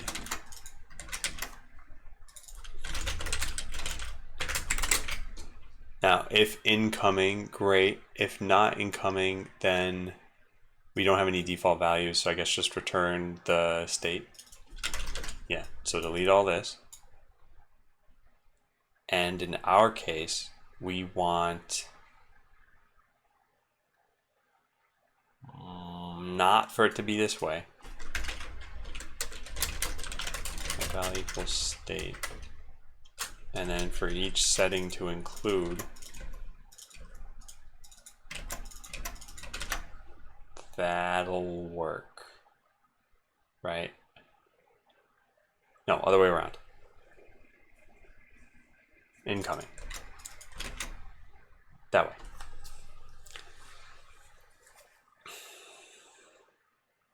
Oh yeah, .state, you're right.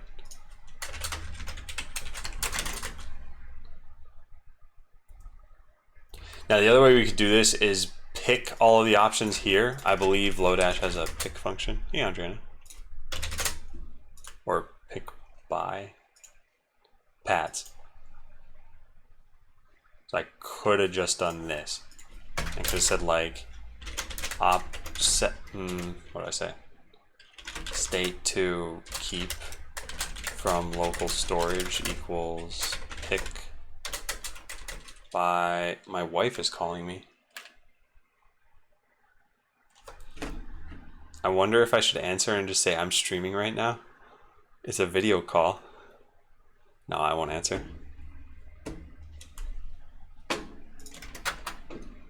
Do it. I'll just text her really fast and tell her I'm streaming. I am streaming. Type to me on Twitch. See you there. Heart, heart, heart, heart. There. No, just a normal conversation with my wife. Is she calling me? That is one of the prototypical dad jokes.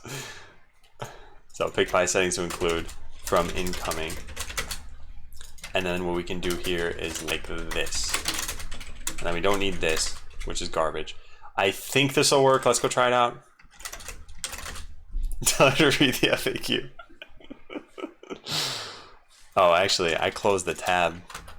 She might have just said something fast. Wonder if she'll show up on Twitch. Oh, she said okay. Huh, we might see her here. Hey, War Eagle. Mighty War Eagle. And thank you. The blessing of the ages. Yeah, Frou doesn't know the schedule. Is that even her Twitch name? It isn't. You guys don't actually know her Twitch name. Although, if she comes in here saying very lovey things, then I guess you will know. So this is set to true. I actually only want this to persist. Oh, it doesn't matter. Not officially know. Wait, do you unofficially know? Whisper me who you think it is. Okay, it's Banana. You guys found out. I don't think you know even unofficially. So replay speed we're going to set to 16 and then refresh the page. And unfortunately that probably worked, but the setting overrides it, so we can't tell that it worked. So we need to uncheck the setting and then try it. Now we refresh. We do 50-50. No, that didn't work. I wonder if it's even persisting in. Oh, thanks, Tronex. I didn't come up with pretty much anything as far as colors. because I'm a terrible artist. Local storage. We want the replay reducer. Where's replay speed? There it is. It's set to 1 though. What if I click this? Now it's at 8. Okay, then I just messed this up. You and I both. Can I flex for you? No, I'm not gonna do that. I don't think she's coming into the stream. Also, playing with scissors, I never got a whisper from you. Who do you think my wife is on Twitch? Whisper back. Because PWS is a big fat phony. I don't have a name to give you. Wait, what did this mean then? The not officially, no. Alright, incoming has that. Good, good, good, good. Settings to include. So this should be hopefully good. No, it's nothing. What did I do wrong? What did I do wrong? Do I not know how pick by works? Hey, HXGXN.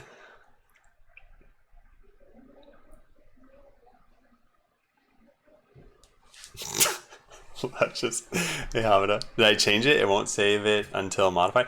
It's definitely getting saved. I'm not picking this correctly, so I don't understand how pick by works apparently. Oh, it's pick, not pick by. That's why. Whoopsie doodle. Okay. And now it should work. I also don't have Lodash. That's pretty important. Although, how did I not have Lodash given? Oh, I copy pasted in this file.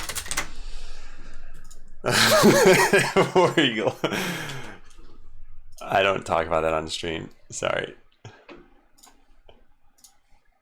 That is funny. Okay, I think it'll work now. Yep, it saved it as 8x. Yeah, I just used the wrong function. So if I were to check this box, it's still going to be 8x, but it'll get set to 1x as soon as I join a new game. Uh-oh, no, it broke. Can't read properties, set replay speed of undefined. Oh, what?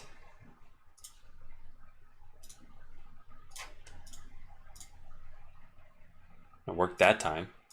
Let's try this again. I haven't played Smash in a very long time.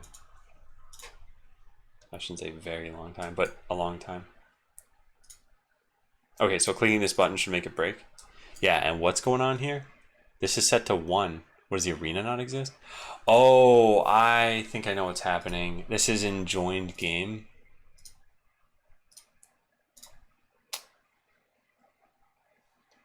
Yeah, and there's no arena yet, so we're calling this too soon. Joined game. Where's joined game being called from? Here. Ah, yeah, this just needs to be moved down, I think. I'm pretty sure. Join game with another player. Let's just bump this down here.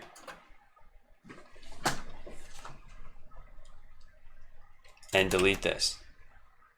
No, this doesn't make any sense. I don't know. Let's just try it. Hey, Turbo Dave. Friendship in H2O. Does it work? Yes, it works. Yeah, it works. All right, take care, gamer. Don't forget to. I'm gonna type this because it sounds weird regardless.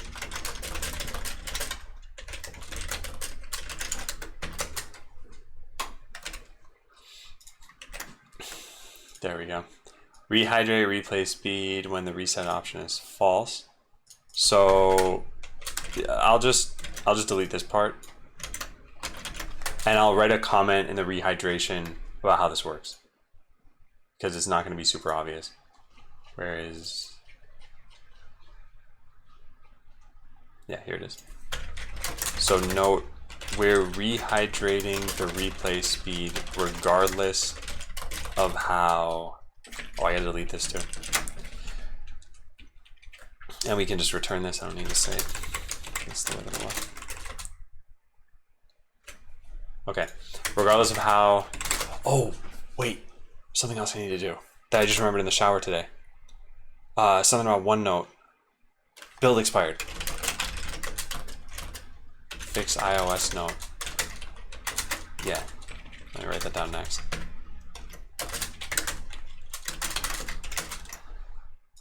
Alright, what did I just leave off at? This stupid thing. I'm gonna finish this. Commit. It's gonna happen. So this goes into here. I'll search for regardless of how, because that's where I left off. Regardless of what this is set to, because that option will reset it anyway. Yeah, there. That's the whole change, and we're done with everything except for the tooltip.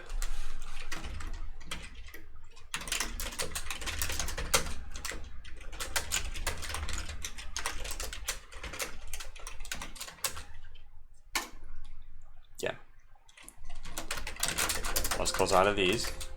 Go back to components settings and put a tooltip on here. Do we have tooltips on checkboxes? Probably no. Tooltip, no, okay, then I'll just add a tooltip. So tooltip comes from here. Yep. And we just put content in here.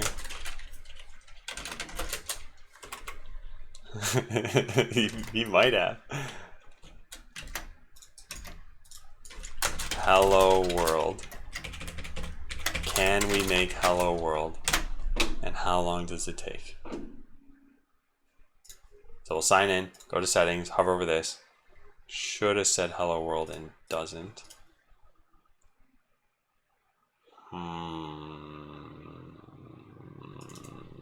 I wonder if it's an issue with how checkbox works. I don't think I did this wrong. Yeah, I don't think there's anything else to do here.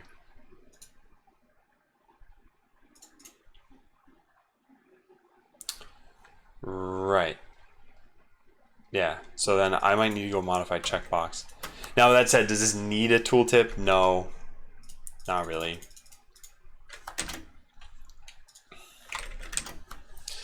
Yeah, the marketing stuff really has to ramp up. Gotta start going crazy with that. Yeah, I don't think I'm gonna worry about this for right now. Let's just cancel this.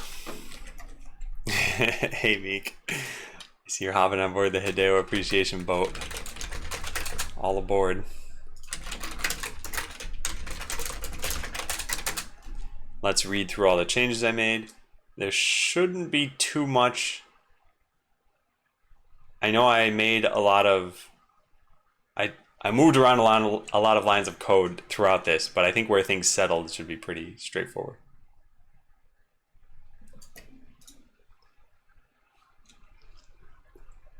Hit day boat.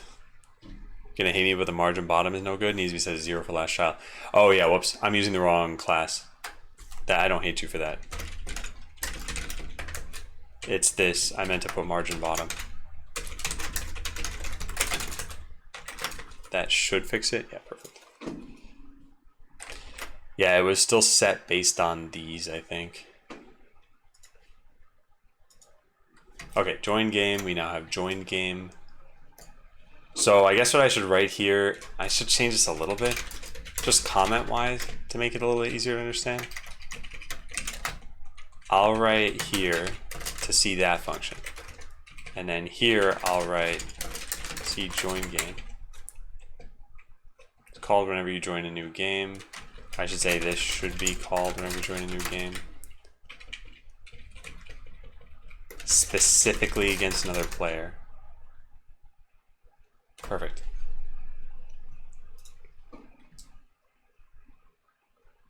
I don't think we need a comment for this. It's pretty straightforward. We don't need tooltip here. The linter should have caught that. These things should also have been caught. These were never used? Or did the old code use them? Join game. No, I don't think this was ever used. I don't understand how that's possible. Oh, here they are. That was deleted. Okay, that's fine. Anything else? By the way, Skanda, I don't want you to feel like you can't ask questions. I just, the most common ones that people ask when they first join, I have a lot of references built up around that. All right, render game options look good. Looks good. It looked good. It looked great.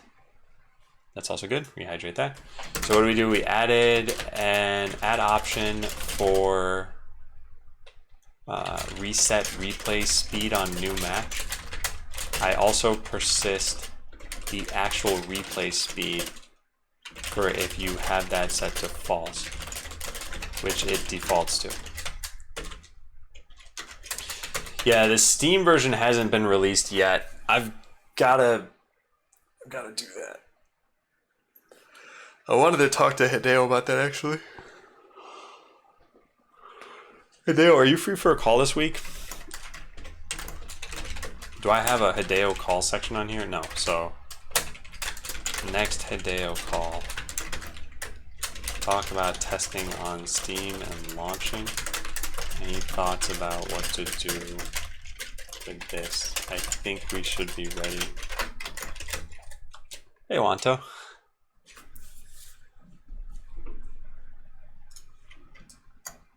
Anything else? That's all fine. That's fine. The linter passed. That's good. We have a comment for that. Waitlist that. Yep. Ping you some available days. Cool. Okay.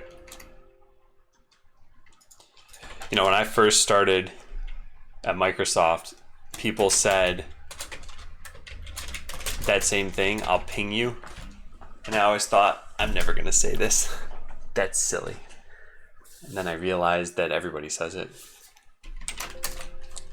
And I guess it's a generic way of saying, like, I will tell you in the future without implying some kind of mode of communication.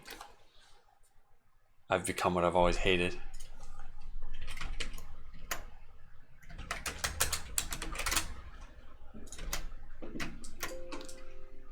Okay, check all that in.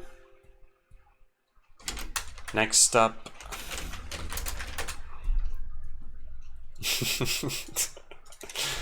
Okay, good. As a synonym for contact, yeah. It's very tech centric, I feel. And also it's one syllable fewer. Classic, let's take this offline. Hey Jimmy. I always thought it was funny if any of you work in tech, and probably a lot of you do, that sometimes tech parlance creeps into your regular conversations. So you might be having a conversation, just to take a very recent example here. You might be having a conversation with a bunch of friends and you start getting into an argument with someone. They're like, we should take this offline. It always strikes me as very, I don't know, sort of stiff and funny at the same time. So build expired, fix iOS note. Yeah, what am I supposed to do when this happens?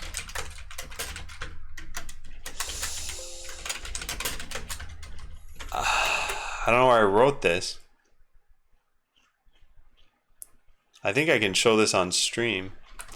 Yeah, I think I can show this here. Apple. Oh, I know where it is. And I think I can show this one too, but hang on one sec.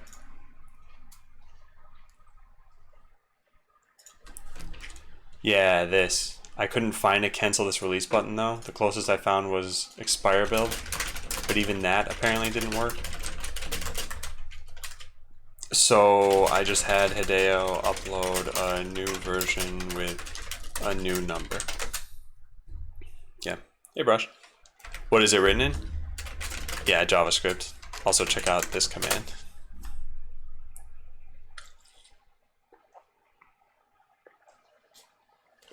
Screen grabbed that? You mean a picture from a camera? Because I think screen grabbing is still fine to say if you're taking a print screen. So this is now fixed. Yeah, I remember that I never addressed that again. So let's mark all these things as done. I went with a patch for testing. You may want to go with minor. I'll let you decide. No, patch is fine. I was okay with that. Cancel an existing public release. I can check our dev console. Here's what I have, and I'd appreciate that, Karsten, but can I show you guys this? Let me see really fast. Okay, so for any of you who've seen App Store Connect, you get a UI like this, and then I'm going to do some of this stuff off screen, and I'll try to show you guys. Yeah, so then you get to a page like this, and there's Botland. And what we ran into is Hideo got an error saying, I can't temporarily upload the version of Apple Connect due to an issue you can resolve by canceling the previous uploaded release. I had no idea how to do that. Because, can I show you this too? Yeah, I can show you this. So this didn't even exist there before. 1.4 prepare for submission. I made this after trying to noodle around in this UI. But either way, I can't stop this from being sent. There's just save and submit for review. And the current one, there's some builds, and in test flight I looked for things, and I looked through pretty much everything I found here, and I never published, and according to their doc, we can cancel it. Yeah, I don't know where we do that, though. I just kept searching, and I searched Stack Overflow, and I don't know. Oh, hang on, I gotta do something here.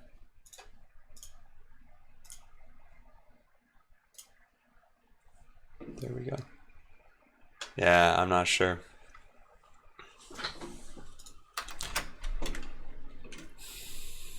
I couldn't see. I thought the link I gave was enough. Yeah, I might be missing something. There are certainly times where I've been looking for something in a UI and it's there.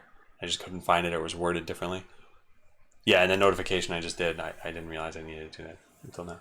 So change the public attack thing into just a tooltip if possible. So this might not be doable because I don't remember what we actually say here, but there's a big question mark here. Tutorial on public attacks. Oh, did I get rid of that? I did, and now it's just a tutorial. Okay, I like this.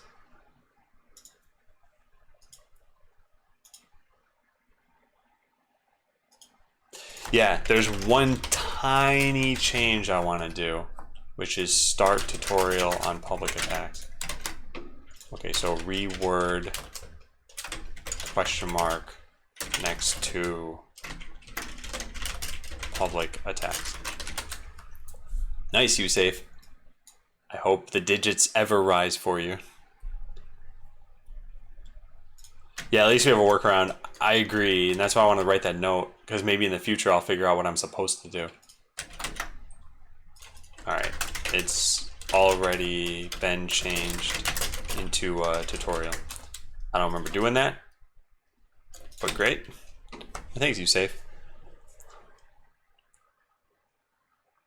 Okay, make sure that everything... Oh, wait, what's this? Try to figure out why people get the servers are completely offline every once in a while.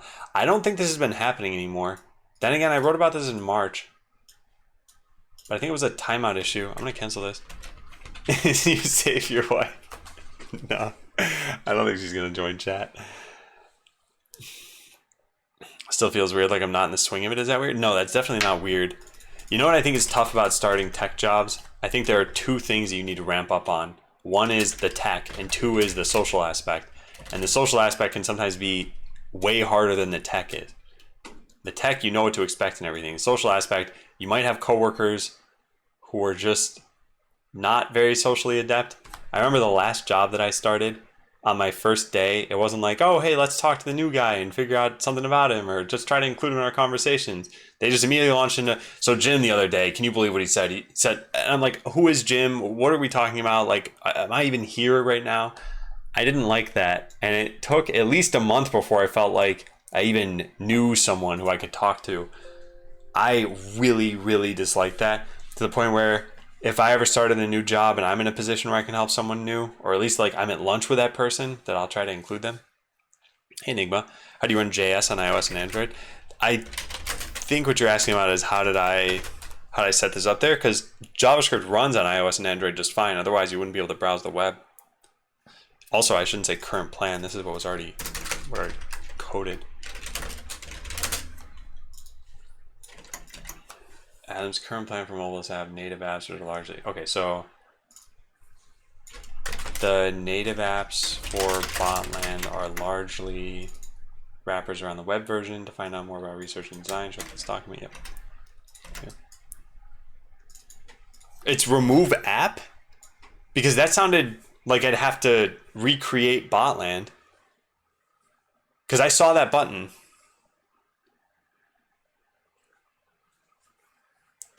But yeah, I don't think that's correct. But I don't know. It could be. But this sounded more destructive than I wanted. So I that's the only thing I didn't try. Yeah, that's the only option there is. Okay, I'll write this down. But if it's that, I don't think I'm even going to click it. Because that sounds like too much. So Carson Pett and I both found this option too. But it sounds too destructive to click. And I'll just change these into cool arrows. Look at how cool they are. Yeah, well, thanks for taking a look.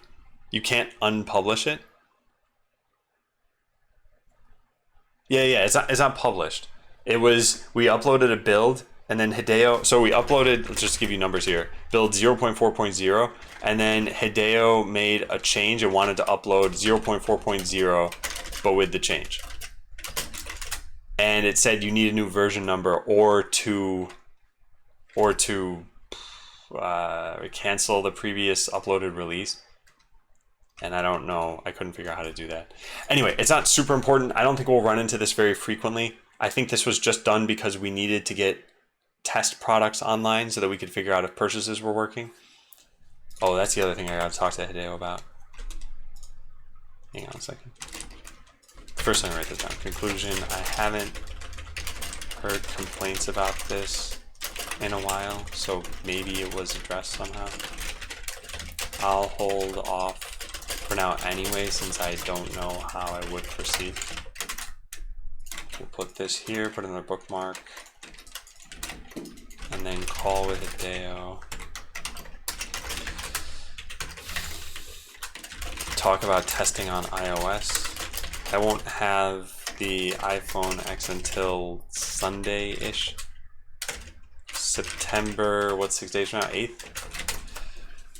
You see N-3 messages.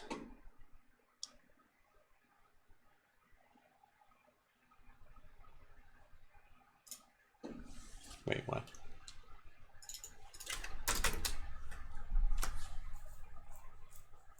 The recent reports I haven't been able to look into yet, but I think they are different. I think I made a bug somewhere.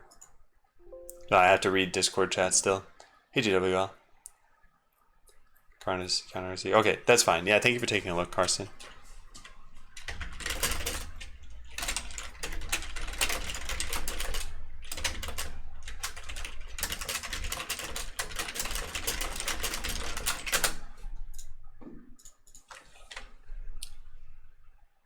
Okay. So this, make sure that everything in the before launching monetization section of this OneNote is done. Where is that? Oh, it's on a section.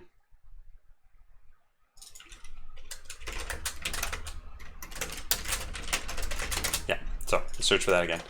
So it was, oops. So it's here. But test on Steam before launching so that we work on any potential issues. Fix Windows icon for Steam, change password. This I should ask Jason about, maybe, or I should look into. Change password, I still have to do that. The business license, man, I don't know what happened with this. I never actually got anything in the mail about this. I gotta look into that today. Find out what happened with my business license. So I mentioned this before, but at least in Washington State, you can retroactively get a business license within the same tax year, from what I understand. Do not take any of what I'm saying as advice you should follow. This is just my own findings that may or may not even be true. And I'm trying not to retroactively do it. I'm trying to proactively do it. And so I set this up apparently a month ago. I don't think I ever got anything back from the state about it. Hey, Pro Sam. Imagine 150 people in a room watching me program. I actually sort of had that at the first event. What is this?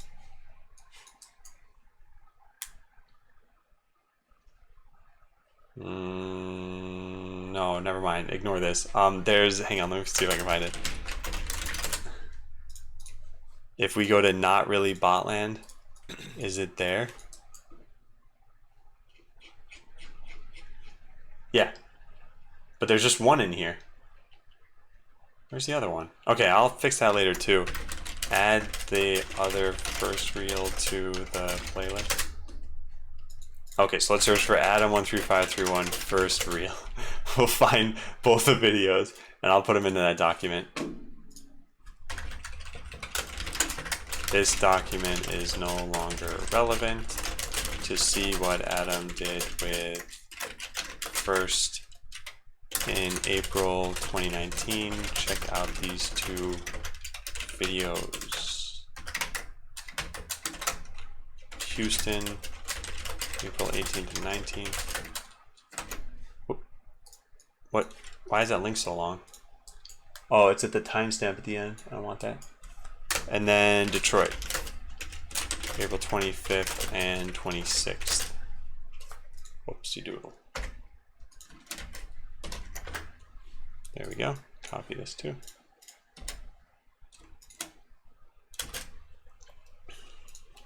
Okay. Yeah, so there was a live audience watching me program for this. It was not 150 people, but there were chairs set up in front of me. That was kind of an interesting experience because it's very similar to Twitch, except what was different is that it was hard to hear them. So on Twitch, I can see what you guys are saying. And that day it's kind of reversed. I didn't really have an easy way to read chat. And then they needed microphones to talk to me. Hey, Quando. Yeah, working on the holiday. Yeah, I work on, I'd say, most holidays except around Christmas time. That's when I tend to take off. This year is going to be a bit different because we're going to India in October. So I don't know what's going to be happening at Christmas time. I don't know if I'm going to take time off for that too. But by then, Botland will have launched, so it'll be a little bit clearer. Hey, Goose. And take care of playing with scissors. Have a good rest of your day. Enjoy your lunch. Set up skews. Oh, I see. Yeah. I'm going to save this stuff. Yeah, let's go on. Rename JavaScript to Botland script everywhere in the game. This is not a difficult change to make. Hang on a second. Excuse me. Yeah, so this is not a difficult change to make. It's just, should I do it?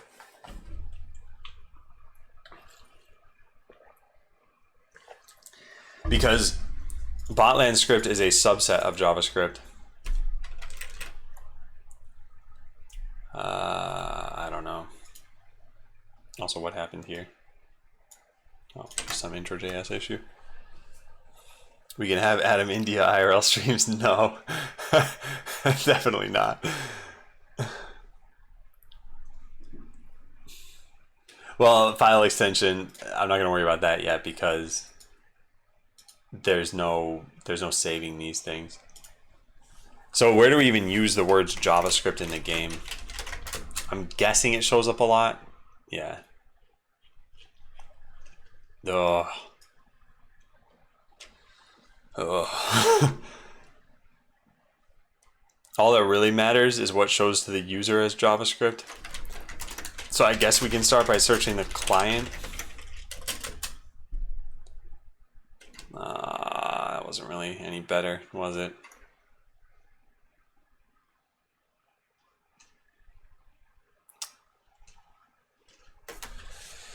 No, because of the word JavaScripts everywhere. Well, one thing is, let's not search case insensitive. If I ever surfaced it to the user, I definitely would have capitalized it the way that JavaScript stylizes it. Let's display the defender bot health info, like HP as a number. You can figure out bot considering the damage amount. I want to do something like that eventually, but I don't know when that'll happen. For now, it's exposed via an API. It's just not exposed via the UI. So your bots can get access to this. Is it possible to create viruses? I mean, yeah, probably, but not in Botland. Botland script is a subset of JavaScript. So the question is basically, can you use a subset of JavaScript to make viruses? Like, yeah, sure. Yeah, so here, for example, this says convert to JavaScript. This is a dialog that is surfaced to the user. And we would have to change this to Botland script. So you know what I'm probably going to do here? Let's go to, let's go to client constants and say like export const name of scripting language equals Botland script. That way I only have to make this change in one spot. I got feedback on Twitch that calling the in-game language JavaScript was confusing since it's not exactly equal to JavaScript. So we'll call it this string. Yeah, now where was that I just found here? This. And that's in just client constants. Do we have client constants here? Yes. So we'll go change that. Any other times of this here? Yep, this is it. Okay, we gotta do this here too. So we'll change both of these. Oh, actually, disable quotes won't even be needed after this. Script or language equals. It's a command to split. It's there as rewrap in that blog post. We have a doc outlining the differences. Probably not at first, no. So we'll change this to language. Okay. Let's keep searching for this. JavaScript. Converting, whoa, what? There's no way for now to convert from this to blocks. Converting from blocks to this is a one-way process, yeah. That's fine. We'll just copy paste the same thing here. And then we can say this here too. Yep.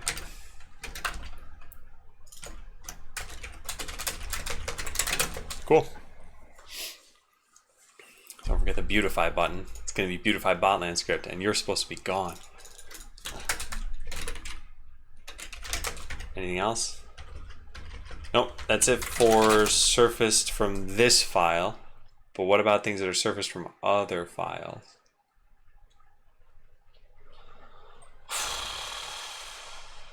Is there a better way to search for this?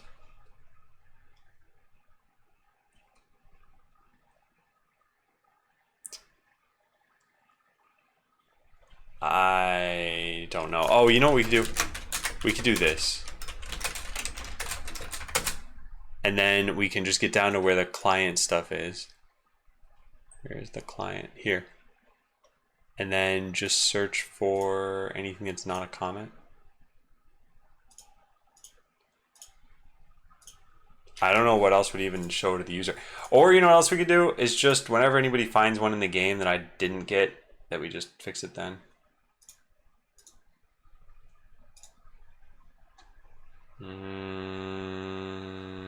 Yeah.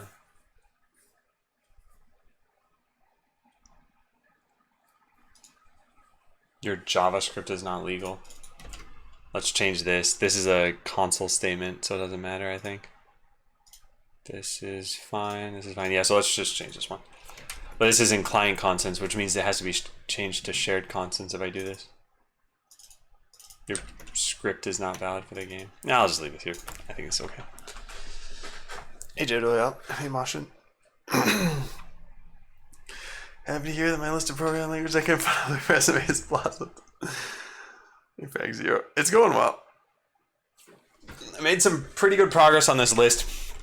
The way that I see it is there are 3 major things remaining before launch.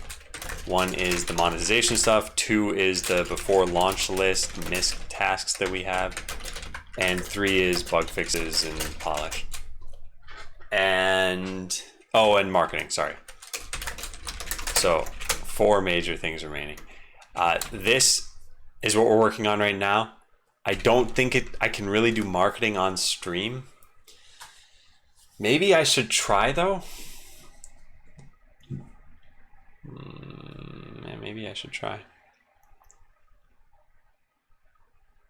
Well, thanks, Skanda. Yeah, glad you appreciate it. And yeah, the complete release, 22 days from now, is not going to change too much with the game. Time to leak some mails.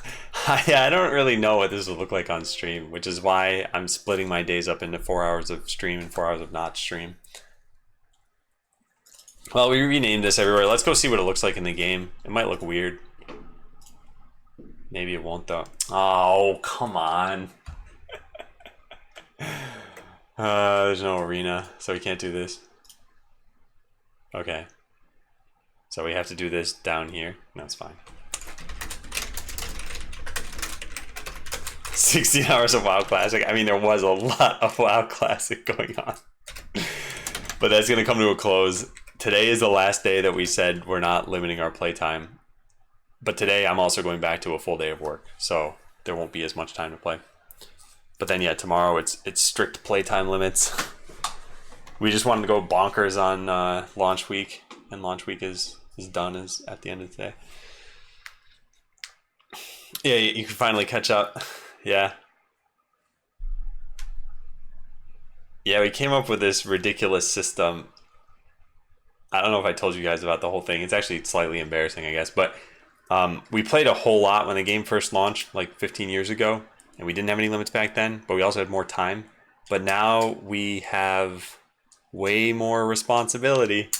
And so what we came up with was a time limit per day. And if we didn't use that time limit, there was some amount of like rollover time. But actually, now that I think about it, that idea is bad because of how the game works. It should be like roll back time. So I'll give you an example. Hideo is just not going to stop typing Monka S2. But let's say you got like X minutes on Monday and you use like X minus 10. Then, actually the way we said it is you only get a quarter of that. So you get like 2.5 rollover minutes, right? So that on Tuesday you could use those. But the way the game works is you'll sometimes be like, oh, if only I had 10 more minutes, I could finish this thing. So what we should actually do is that you could take it from the next day. That's how I should do it. All right, take care, Skanda. Yeah, I'll be back online tomorrow too. Have a good night, and thank you for checking out the FAQ. Imagine time loss coming up with a silly rule. Oh, there was a lot of time beforehand coming up with way more than silly rules. So, but I find that stuff fun. You know me, I like making a lot of documents. This fixed this bug, by the way, because if not, we're in bad shape. Yes, that fixed the bug. Okay, so we'll check just that in. In fact, what was the last commit that I made? Log, because maybe I can just amend it. Was it about replay speed? No, it was about fixing a tooltip or something, right? Yeah. Okay, whatever.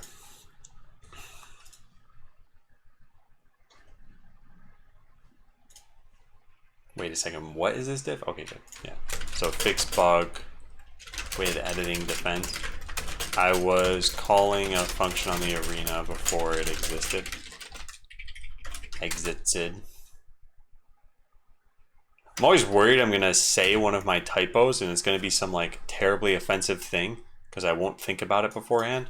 So in the case of existed and exited, that's fine, right? But there's gotta be some typo that I make where it's like reading that out loud would be a bad idea. Hey Smurf.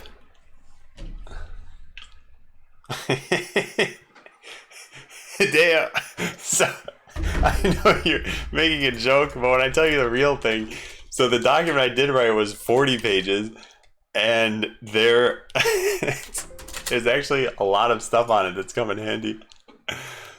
It doesn't talk about bathroom breaks while leveling, though. Anyway, the whole reason we had fixed that bug is so that we could come into here and see what this looks like. So this is converting to botland script. Converting from blocks to botland script is a one-way process. You can change it back to blocks.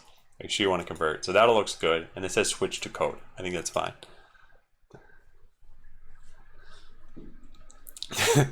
And then this says switch to blocks, and it says there's no way for now to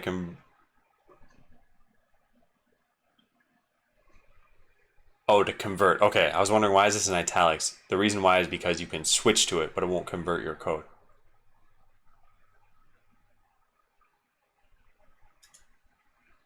Yeah, okay, that's fine. So we'll say rename JavaScript to Botland script.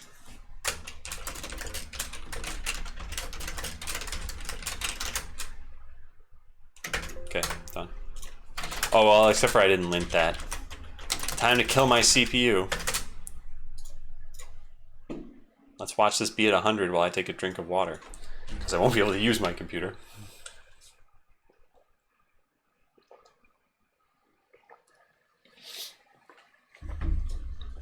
There we go. Is it okay? Yeah, I really like it, Sven Hoff. Once it drops down below like 90, I'll start doing stuff again. Antimatter tape. Okay, good. Done with that. Okay, what next? We may need a link to the changelog from directly inside the game, at least on iOS. We need to talk about that, although I'm not sure there's a lot to say. Might need specifically for iOS. I had a changelog button in settings or somewhere, just lazy loading that markdown content. Well, it should be a great addition anyway and shouldn't take more than 5 minutes to add. Okay, time to assign this to Hideo then.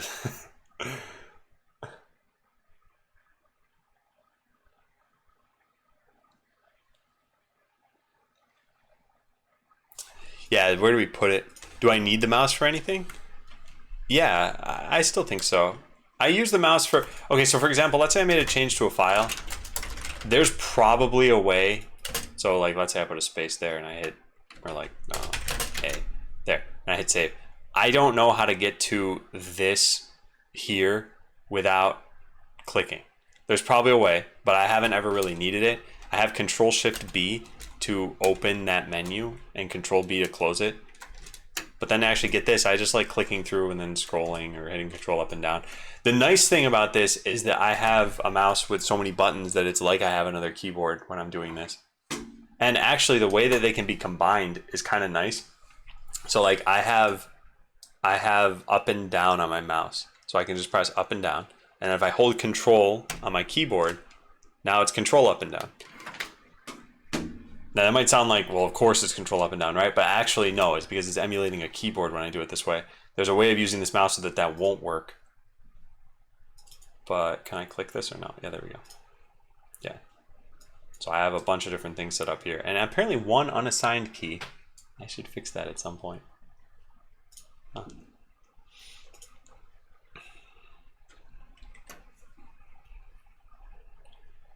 Okay, so where will we put the changelog? Putting it in settings or something, I think is a tiny bit weird. We could just add another section here really fast.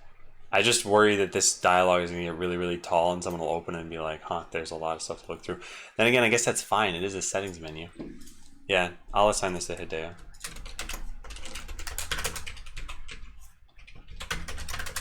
In fact, let's just go type it now.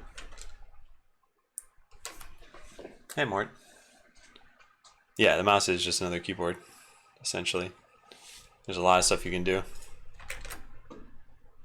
I don't know if my mouse can't be a 40-page doc task. You don't know that.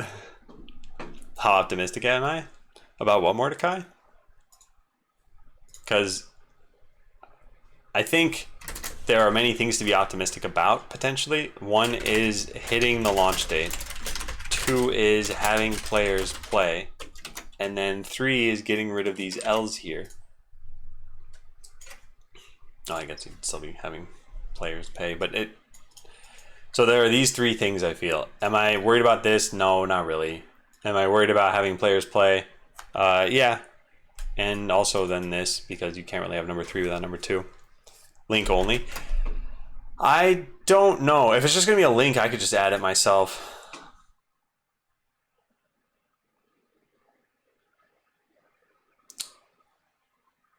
Yeah, I'll just add a link at the bottom.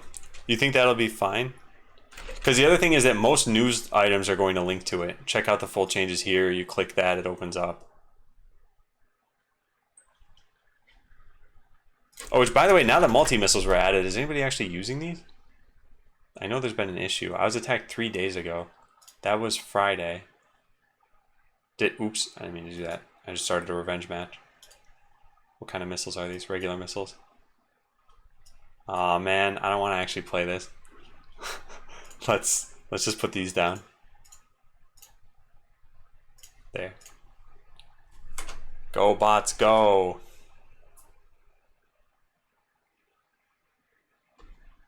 Don't die, bots. Okay, they died. We're just gonna put these down and not worry about the rest of this. Oh boy. DevCam sure is good at this game. Hey Nat. It's gonna open up a new app, but you decide. We can go the full modal route here, even in news. I think that would be best. So what did I mean to press? I meant to press this button. I just want to see, is he using the new missiles? No. But the new missiles are right there in the store. Multi-missiles. I could buy them for the low cost of 5,000. For those of you who didn't see these, by the way, I want to show you really fast. So I'll make a new blueprint with multi-missiles. And we'll just put a bot right there. And then in test mode, we'll put, I don't know, a bunch of bots around it. Like that. And you can see how it works. You gotta figure out why that's happening. So yeah, they fire missiles at everything. And I guess I could put more of these bots down. Yeah, let's do this. It takes a lot in order to actually kill something though, because the missiles are so weak. Looks really cool. Okay, then yeah, I will assign that to Hideo. So new issue. We'll say incorporates changelog into the game. Hideo, whoop, what happened? I was trying to press enter on, seriously? You have to press down and then enter.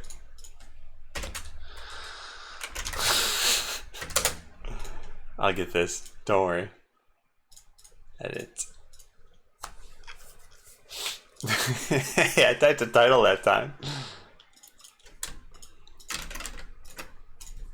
Okay, so we had this conversation a while ago. Oh, that's tabbed weirdly.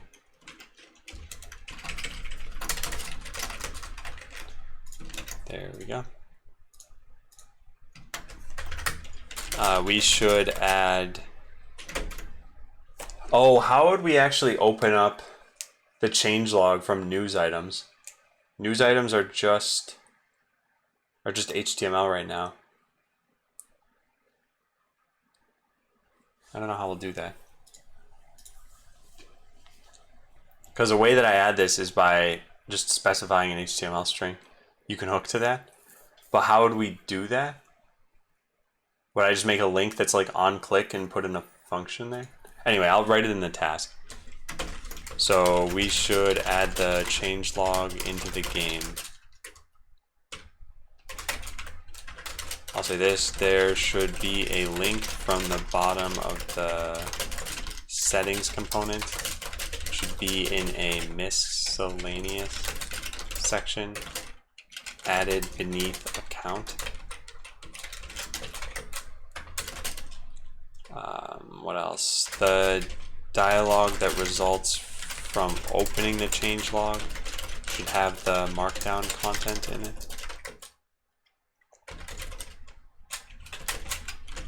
Ideally, it should highlight the current version.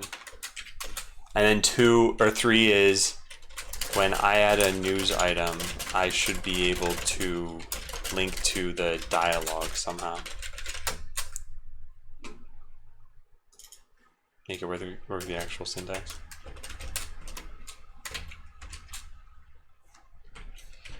Okay, and then note to self. Update my note on writing news items to mention that I can now link to the changelog dialogue once this is done. Okay, so that's been done. Now we assign that to Hideo. Where is it? Incorporate changelog into game. There. Done with that. We'll put these up here. Is your removed news recently? Editing the current news if necessary is okay or not? Could save a bit of time.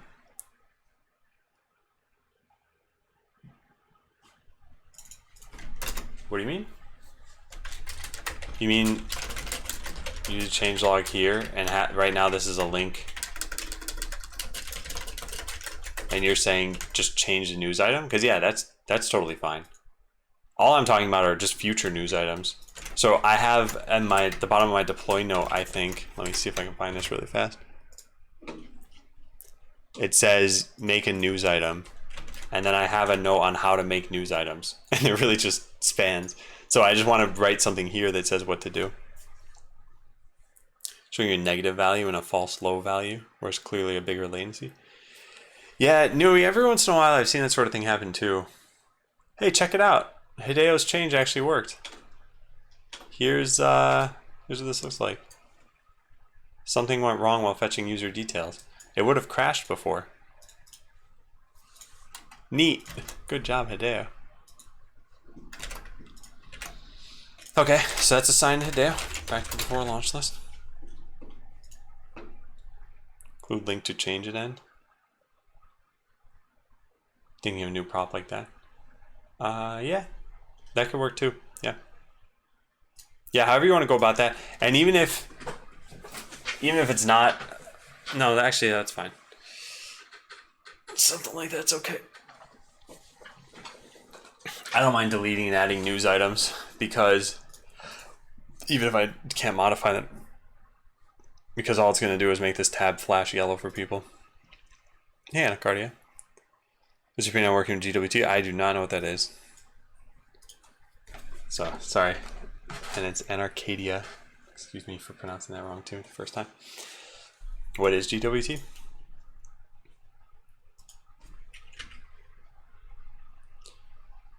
Okay, so spend a bunch of time on the user-defined code section in this file. Let me take a look at that. Greenwich time. Google Web Toolkit. Yeah, I'm not familiar with that. Or if I am using it, then I don't know it by that name. So I don't have an opinion on it, I guess, for right now. User-defined code. So how many lines are there for this? Let's select them all and see. Oh, right. This doesn't work in Visual Studio Code. We need to do this. Hi. There. And now we can do it.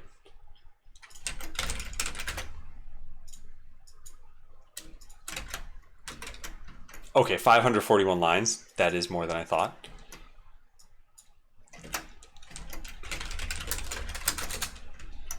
But I guess let's take a look through this. Yeah. Thomas, welcome back. How'd your stream end up going? I didn't get to stick around for too long. I've been very much in like gotta eat mode right after I get done streaming. And that is the mode I will be in today too, as soon as I get done. How hard would it be to provide an API to... You know what? I don't know how much is going to be important on this list. So how about this? Let's skim this right now, and let's figure out if there's anything that we definitely need to do.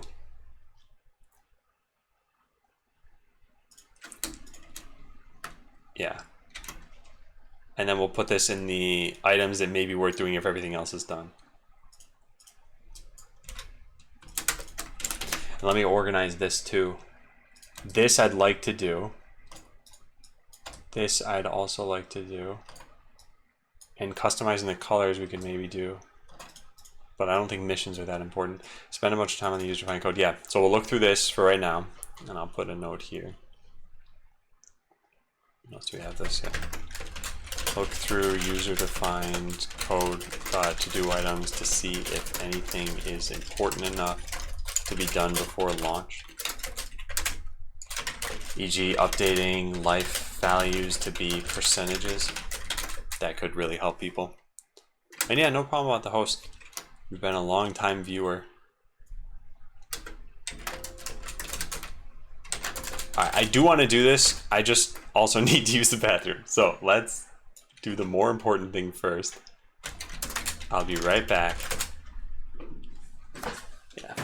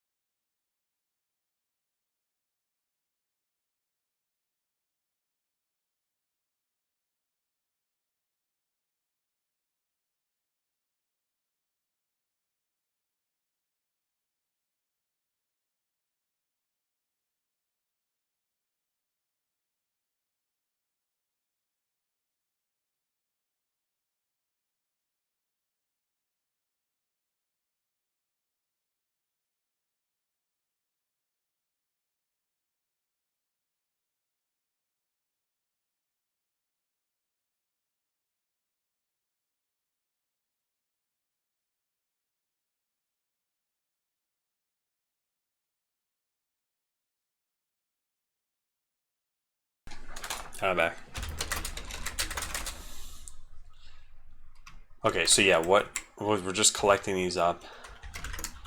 So convert life values to percentages.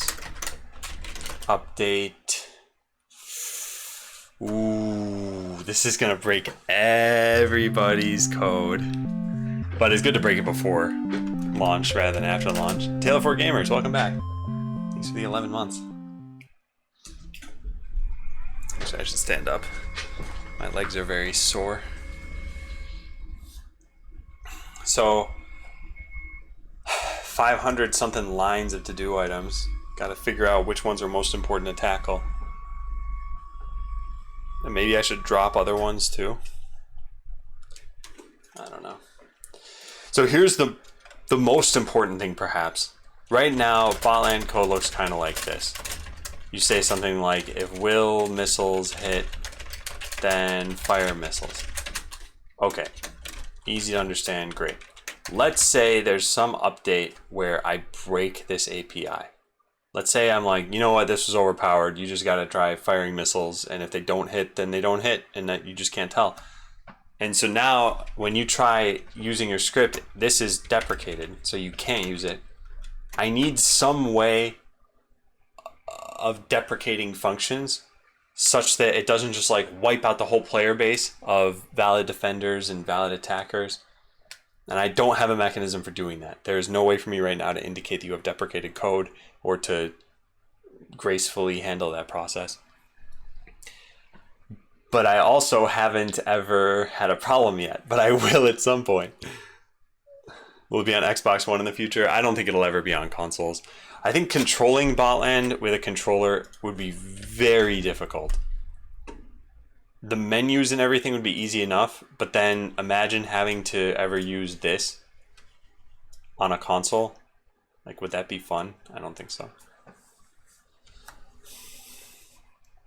Because it's a lot of like dragging stuff around, which is typically an action you'd want to either use your finger or a mouse for. So yeah, code deprecation, I gotta think about that. Anyway, let's see. So provide an API in Botland for nearest square for some action. Say I want to teleport to a square that's not within range. Provide an API for the nearest valid target teleport coord. I'll have to think about that, but I don't think it's worth doing now. Add a leash range to pre-made scripts. That's it. That's all we have to do. So I think there's a problem with doing this though, isn't there? And I think the issue was that you can't have sets in these things. Apparently you can. I should try it out. Removing from the AST when saving. If some things are removed, warn the user about them, I guess. So that is part of it. But now imagine if you had that in one of your defense scripts and you log in and you're completely unaware that your defense is now like worthless.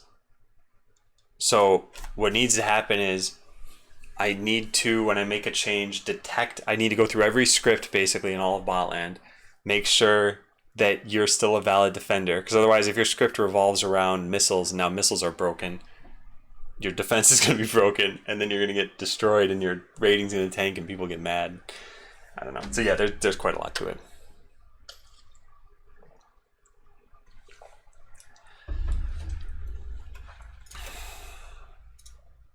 The actual deprecation part is not too bad, like the technical aspect.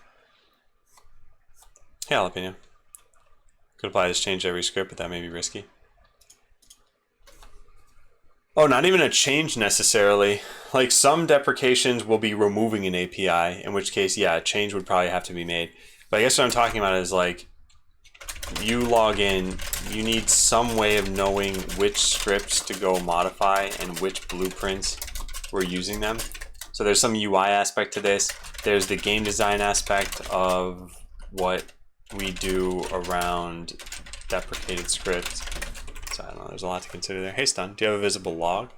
No, I don't. Yeah. But I think there's a big difference between when you're coding something, excuse me, and when you're just logging in.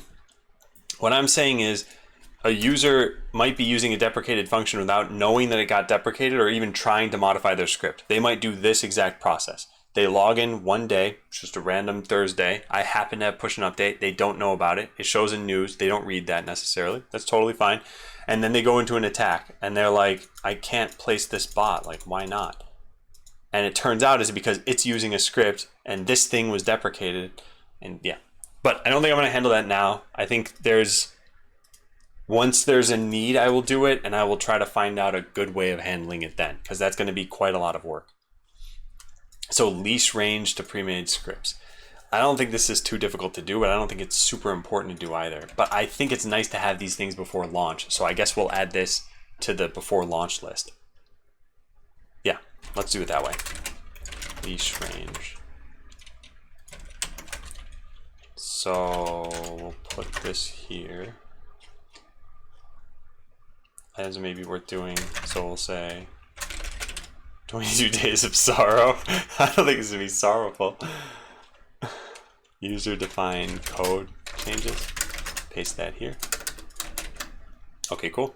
So we're just gonna start wiping things out here. Try making a guided tutorial for Blockly. That's definitely not gonna end up happening. Consider renaming JavaScript in the game. Oh, we already did that. Renaming JavaScript. Conclusion, did this as another item already. I'll just delete this, I guess. Yeah. All right, linting issues. These are all things you want to have a linter for. I think there's a task on Hideo right now to look into this at some point, but I don't know how important it is. Yeah. Yeah. Okay, so let's get rid of this. Consider adding a simple get ID function that lets you know for sure that an entity is the entity that you tracked from earlier. Then maybe also a get entity by ID API that lets you find the entity if it's in vision range. Yeah, these are good, but they're not important enough for launch, I think. Hey, Parse, hey, Chris back. And hey, Ragna.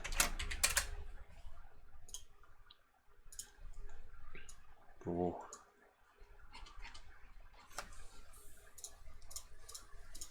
Add modulus and absolute value in the math operation Blockly block. Again, I think it'd be helpful. I don't know about before launch. One of these is easy enough to do, though. Is it? Maybe not. I remember looking into this briefly because I thought, oh, this will be a fast change. But it didn't turn out to be a fast change. So we have plus minus times divided by an exponentiation. I don't even think we need that. But how hard would it be? Blockly XML math.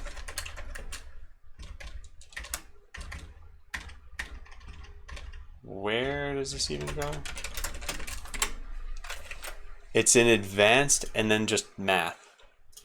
And there's the random number. Where's that? Sorry, searching this thing is a nightmare. Here it is. So now we should find, there it is, math. Math, number, arithmetic. So it's math, number. Oh wait, no, it's math, arithmetic.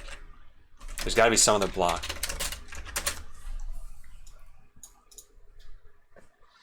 They've got samples here. And if we just look at probably any of these that have math, like this one, no, not that, that's not math. That's comparison. No, it's not there.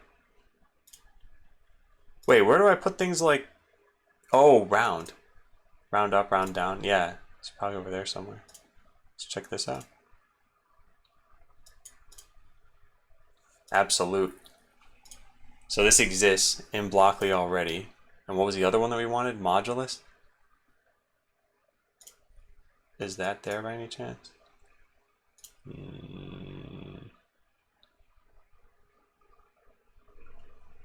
No, I don't think so. Well, we could just make a new function. It's not that hard, I guess. Oh, remainder. Yeah, thank you. ng.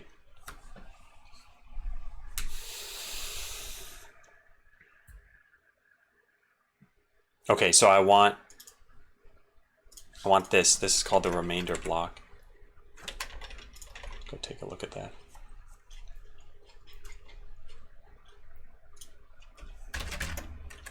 Add modulus and absolute value to Blockly. This needs to be coded in a certain way though. What do we have for user-defined APIs? User, what's it called? Code APIs or something? Code API constants. We have absolute value. Math.abs, yeah. So we have that already. So it's in JavaScript, and I'm guessing modulus exists. Did we allow that? 5% 2. Yeah, that works. And b equals math.abs 6. Oh, it's just gotta be abs. Yeah. Okay. I thought about something like that, parse. But yeah, that's way too hard to track. So we have access to both of these, and it's just a matter of putting them in Blockly. I wonder what these are called. How do we even do this? They have some sort of toolbox creator that we can find somewhere. Blockly developer tools, maybe. I don't know what I'm doing. Not that one. What am I thinking of? It's been so long since I've done this. There was some way where you could figure out what the blocks were called. I don't remember. Blocklib? Was that one of these? I don't know if you're... I don't know what you're suggesting. In the editor again on the left? This?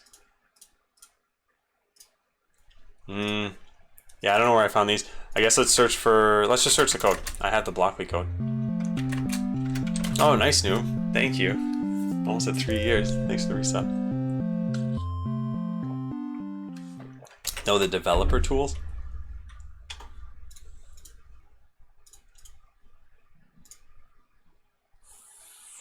No, I don't think it's that.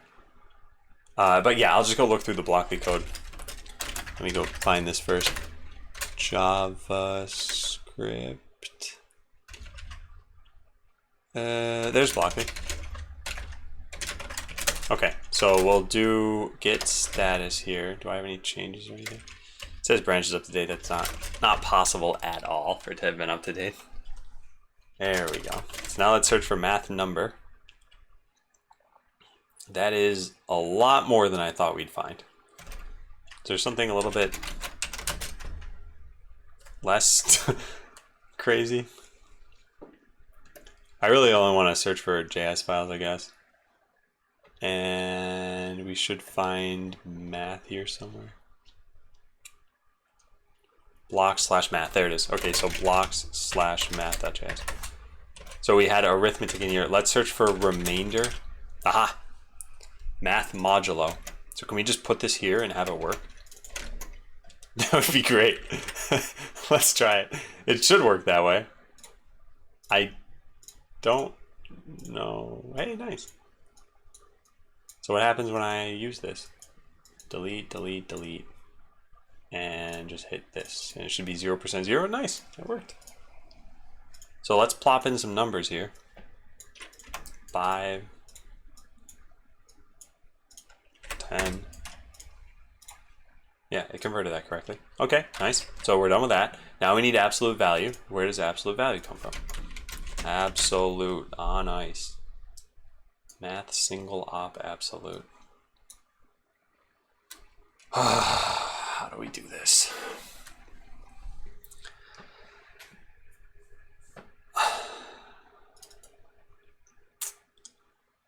This won't work, right? Are there math functions called POW10? Oh, there are. Yeah, this won't work. I need to write my own one of these. Why does it give the red cross next to JavaScript when you change from Blockly to JS? Oh, because you're not allowed to just have an expression sitting around like this. You have to put it in a variable or something. That's not technically an error in JavaScript. It's an error in Botland script. They're using the inbuilt methods, yeah. So I think I need to make my own for this. What did I do for all the other ones? Did I already make my own? How does any of this work? Math. Oh, there's round. What does this do? Round, round up, round down. Where's that? Round. Math round. I don't believe that any of this can function. Did I change code for this? I did. Wow. Override math single blocks. Okay.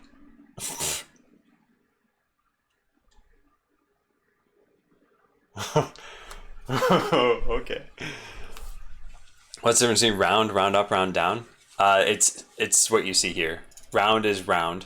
Round up is always ceiling. So 8.01 will always turn into 9. And round down is the opposite. So 8.99 will always turn into 8.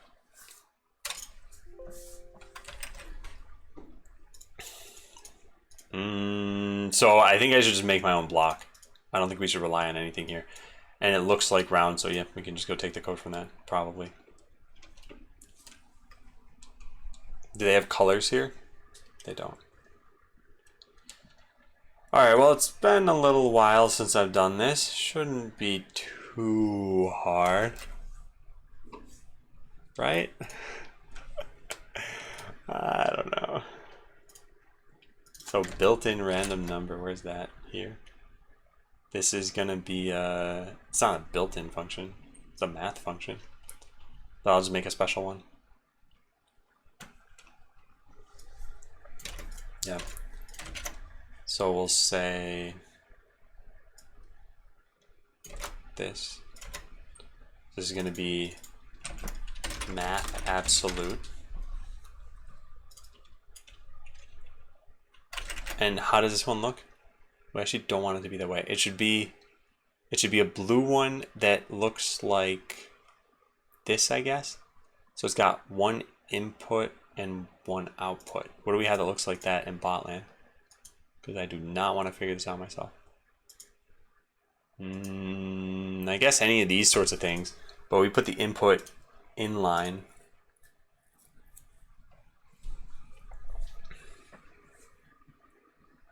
Yeah, but NG, you got to find the note the second time around. That can sometimes be tough. Okay, so it looks like the closest thing is can move to entity. Let's just go take that block. We'll delete this. We'll go find can move to entity. And we'll put this in here. So append value input. This will be a number. Can we do numbers that way? Yes, but it's capitalized like this. Okay, so yeah, it does look like what I want, except for I didn't make that one. That one's built in. Set check number, I guess. Set align, I don't care about this. Append field, absolute value of. That's probably good. Inline inputs are set to true. Color, I don't know what to set the color to get this exact blue. It's some weird color wheel. Is that hue the same as this hue? Because if so, it's 230.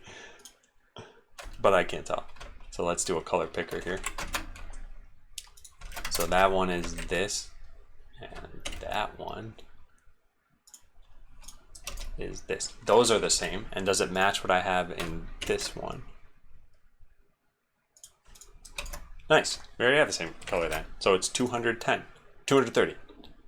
230. Yeah, ShareX can pick colors. Apica. Super helpful.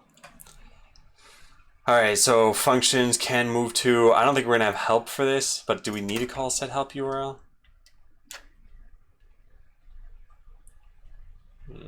Apparently.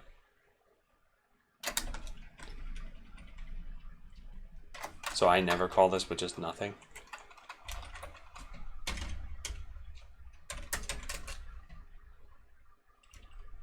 Yeah, I don't think I do.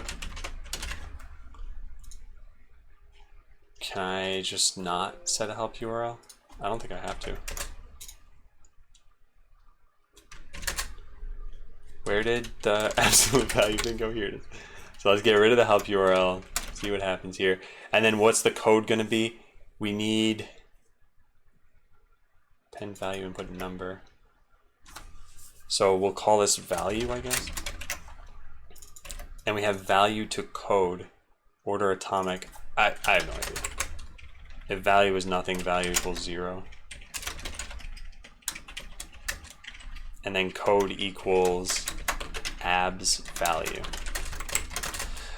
Okay, let's go try that. I don't think this will work because I must have made some tiny mistake there. And then here, instead of just having math run with math absolute. Nice, let's go try it. See if it works. Might have gotten it, might not have gotten it. So we'll delete all that.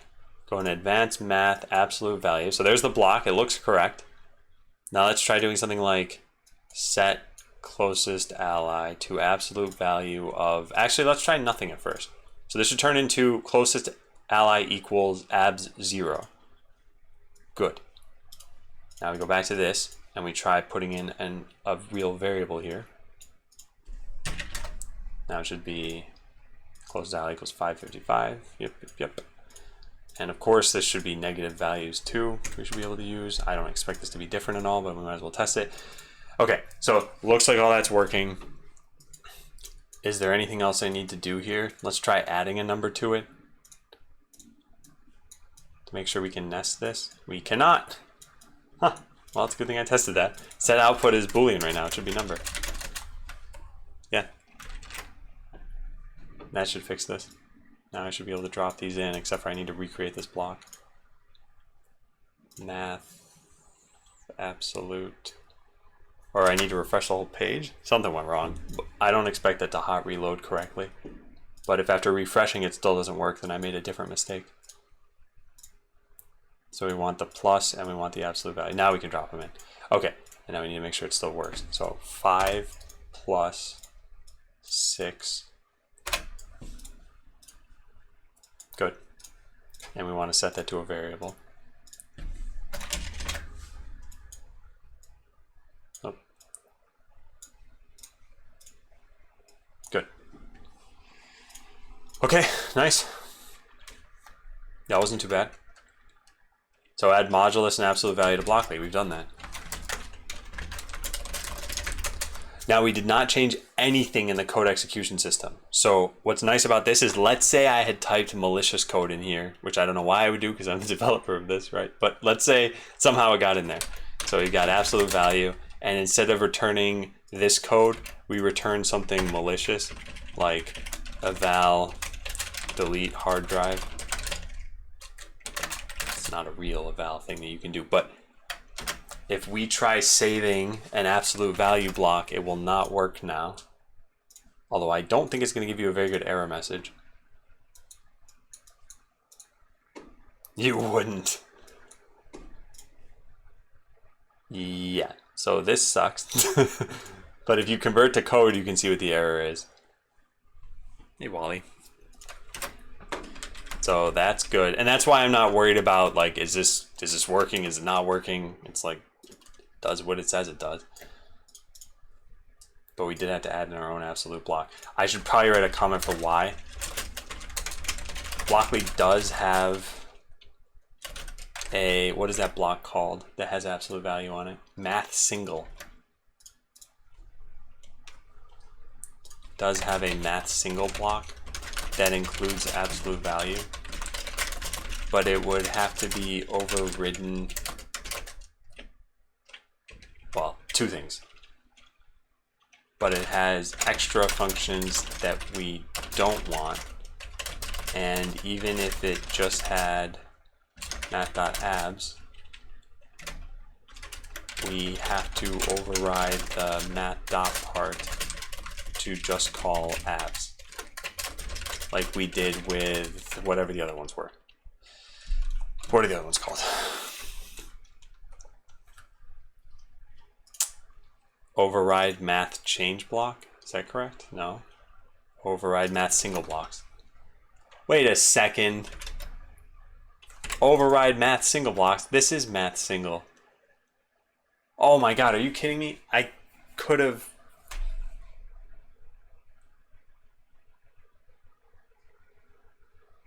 I don't know what I'm doing.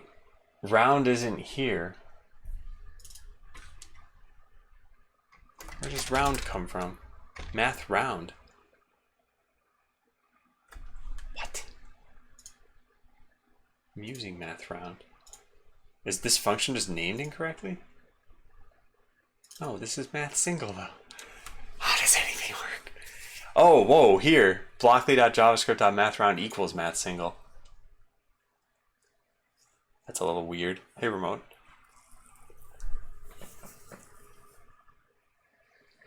Why did I do that? Also, there's order none here. I think this might matter.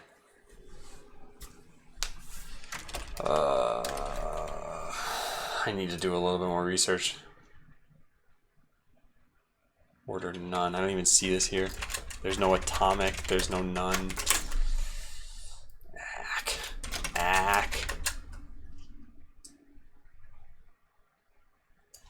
I don't know. Just blame the rows. Well, let me get back to where I had written this. So that's pretty good. But this part here about order atomic, I don't know what these orders are. I've completely forgotten. Maybe I wrote it in a Blockly note. If not, I'd better write it in a Blockly note. Do we have anything about order? Order function call order atomic. No, we don't. I gotta figure out what it means. What do you mean? Reveal to me your secrets. Order of operations. AEM text. Oh boy. What am I gonna do here? So, sure, let's write this down.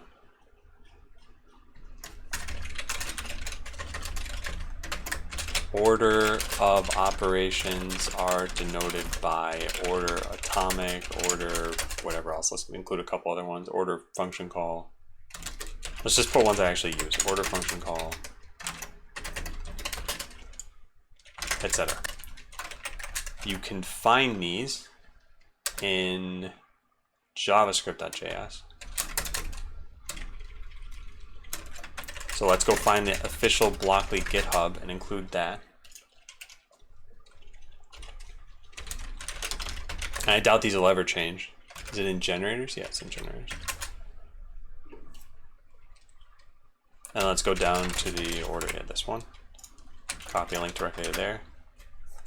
You can find these in javascript.js.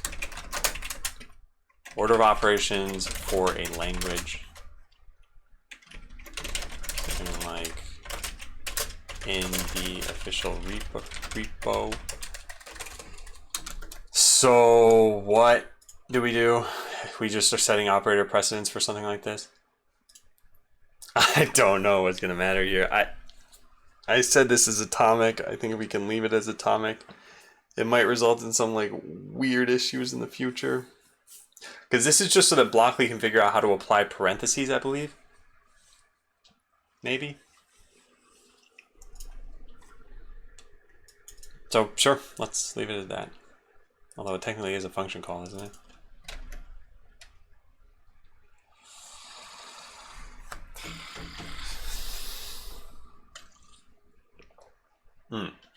No, the call to absolute is a function call. This is atomic. Yeah. All right, then we're good. Why not check the link given? So this is the link given. It's just on operator precedence. I understand that what needs to happen here is Blockly needs to replicate what JavaScript's function or operator precedence is.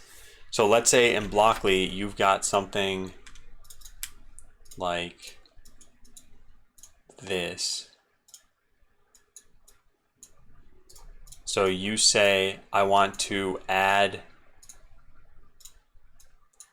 let's just plop in some numbers here. 1, 2, 3. Strix, welcome back. Thanks for resubbing. Ever asked the chat about programming help? Oh yeah, definitely. So in this case, we ended up with 1 times 2, or 1 plus 2 times 3. Now, these things have been showing up on like Twitter and Facebook all over the place of what's the value of this? And so in this case, the answer is 7. And we did not need parentheses because it follows exactly what math would do here. If we were to reverse this with plus and times here, now I think you would need to show parentheses. Yeah. So the way that Blockly knows this is with these order of operations. And there are tons of orders, and it's not just math because we are programming here. So we have things like void and type of and everything else. And these are just increasing numbers, as you can see. So I think this is good. I think we did this right. Hey, Skogel. Hey, Bye. Yeah, 22 more days. 22 days. It's happening. So we'll look through this one more time. It's just add modulo and absolute value. Yeah. Add modulo and absolute value Blockly blocks. It's about time for this. I like to have parity between Blockly and JavaScript. And this is pretty minor. But still, there's probably someone out there who's like, oh, I'd really like to get the absolute value of this number and couldn't. And now they can. Okay, so we're done with that. Add modulus. Done. Where did I put this on the before launch list? No, I don't know what I did. Whatever, it's there, we did it. Add a built-in variable for the number of turns that a particular bot has had. That way users don't need to expose it by themselves. Don't care for right now. As some kind of block the import-export feature, don't care. Add a code formatter again. This would be nice to have. A long, long time ago, a button for this existed in the game. But I'm not going to do this. I don't think it's super important. I think I found something I'd consider a bug. When you create a Blockly script longer than 15K and click update, nothing happens. Only error you get is unhandled promise rejection. Okay, let's try this out. So 15,000 characters. So let's type 10 characters. Now we have 20, 40, 80, 160, 320, 640, 1280. And now we need this roughly 15 times. Okay, that's probably close to 15,000, right? That's actually 20,000 characters. Oh, except for we're supposed to do that in Blockly, so none of what I just did matters. Unless we do a shortcut here by doing this. Done. There's a very long string. Now we hit this button. And yeah, it just errors with no real reason. I wonder what's happening here. Should be something in the software validator. What is this? This code is messed up. It just says your blocks are invalid. Doesn't tell me why. And this isn't helping. Blueprint and script editor. Okay, maybe it's something else.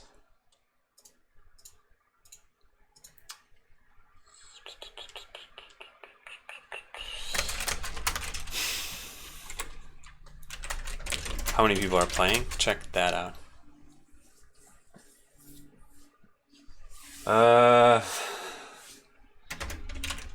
Oops. Pressing Control P on the wrong page. Software validator has something that checks about the code length. Where's that? Code is valid length. I'm guessing that's what's failing here. Let's just put a breakpoint here. It might not even get to that section though. I'm not totally sure. But it'll restart. We'll type in that string again.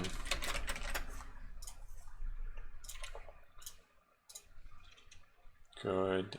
And get to here. Good. Now we hit the checkbox. Okay, so code is valid length. First of all, what does it think the code is? Yeah, that's fine. Now we go into this function, and what do we check? 15,000. Code is not less than it. So we exit out of this. It'll say your code is more than the right amount of characters. And then we don't check anything else because we didn't get this far. And so success is going to be false. Annotations. We have your code is 20,510 characters. But you don't see any of this in Blockly.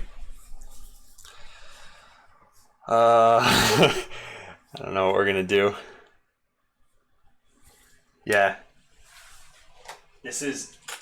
Sorry to turn off that fan. This is another issue that has been around since basically day one, which is that you can't see any errors in Blockly right now.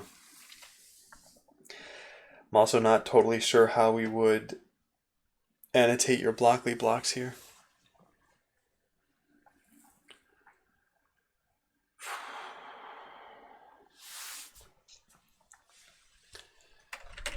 Inject a helper. I mean, they have ways of showing errors in the blocks. I don't have a way of going from a JavaScript error to a Blockly block to show you the error. Now, there are different levels of goodness we could do here. One is we could just show you a dialog saying you had an error, here's the corresponding JavaScript, so that at least you'd be able to look something up and someone else could help you with it. Check current size of users on production at like 20%, and maybe there's a problem, maybe not. Are you saying with like length of the scripts? Because I've been increasing this throughout the time that I've been working on Botland, but I think we're at a point that's pretty good. Atom transform. Fixing a bug may not be relevant. Oh, so there are a couple of things here. The only thing I wanted to fix is that you're not seeing an error on this. I don't want to fix the underlying error. So all it said here is that unhandled promise rejection. And all we're seeing even over here is it says just undefined. So I want there to be something you could at least search for here. Yeah, Chris Vac, that would be very difficult. Very difficult. It's not impossible. I just don't think it's something that I can set up quickly. Because the way that this works right now, let's say you have Blockly blocks that are like X. Well, this would all be a block 2. Let's just write it like this. Set X to 5. Right. So this is a really simple assignment. The JavaScript it turns into is literally just X equals 5. Okay, great. Now let's say you had 2 of these. Now you're gonna end up with this JavaScript code. Now let's say you have set X to eval malicious function. You'll end up with this code, and then you would have an eval malicious function here. I'm going to detect that you're calling a function that you shouldn't be, and I'm going to flag this as JavaScript. Now, how do we correlate this back to here? We need to know what block each line of code came from, which is essentially what source mapping is. But I don't have that information. And I don't think it's going to be easy to get.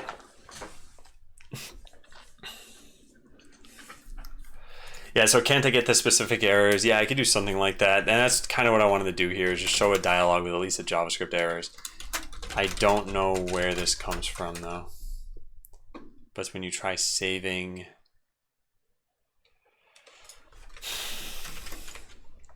Where is this? Let's just search for the script editor. Is this what has Blockly in it? On update. Script content. It's not this. Yeah, just implement my own source mapping. I might have to do that eventually. And I think that'd be kind of fun to work on. Yeah, it's definitely not something for right now. So there should be creator update. Here it is. Where's this function? Here, we call into that. Cool, we get to here, call creator update script. This should do some validation. Yep, here it is. And here's the error message we get. Your blocks are invalid, and then we reject a promise. So where's all this being called from? Oh, this is asynchronous? Validate code isn't asynchronous. What? Validate code. Request sync. Yeah, that's not. Why would I do a promise I reject here? Oh, because we have to call create eventually? How does that work?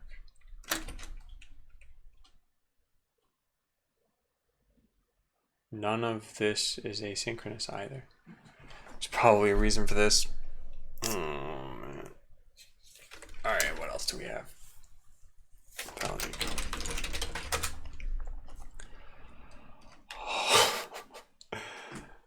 Update script is the other one that we have. What does that do? Anything asynchronous. Dispatch is attacker. Dispatch update script on game server if necessary. Game server is local now.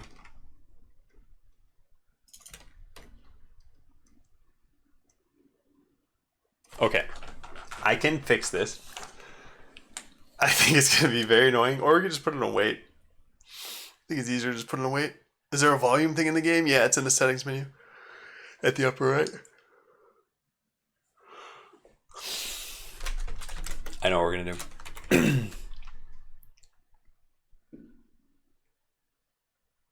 So we have this thing set here, but we just don't have a catch.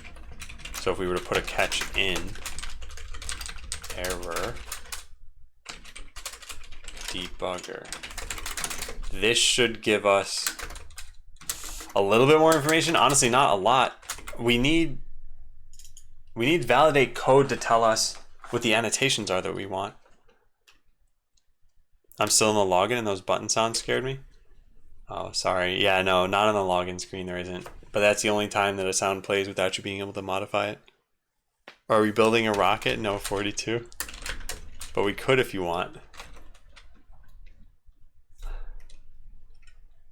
Yeah, man. Request sync. We get the whole result from here. We just don't use it for anything. I guess there's nothing stopping us from using it. Code validation results equals dispatch. No, this isn't right. This definitely isn't right. This returns a boolean of just is it valid, which is call this and return success. Oh my goodness.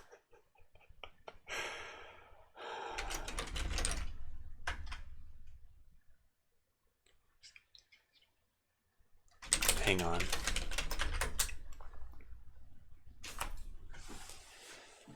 Yeah, I should change it so that validate code takes in a fake one of these. Then change the order of this.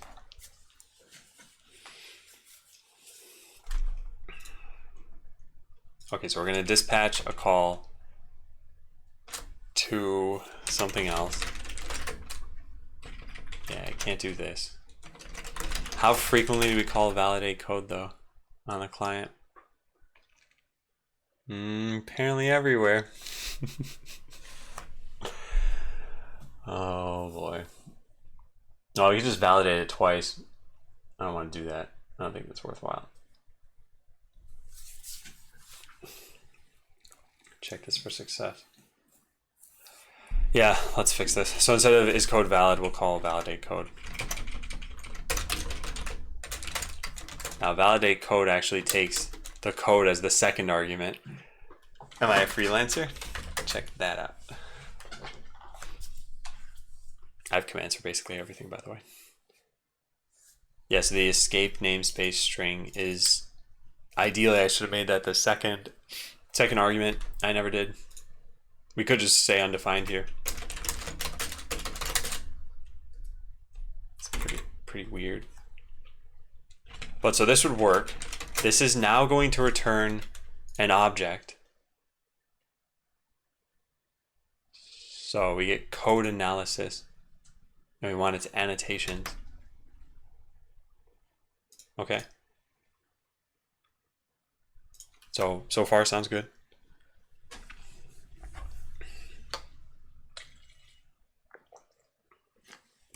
Oh, I already shared the new command, but I'm assuming they didn't click the FAQ, but that's okay. I don't mind just answering the questions.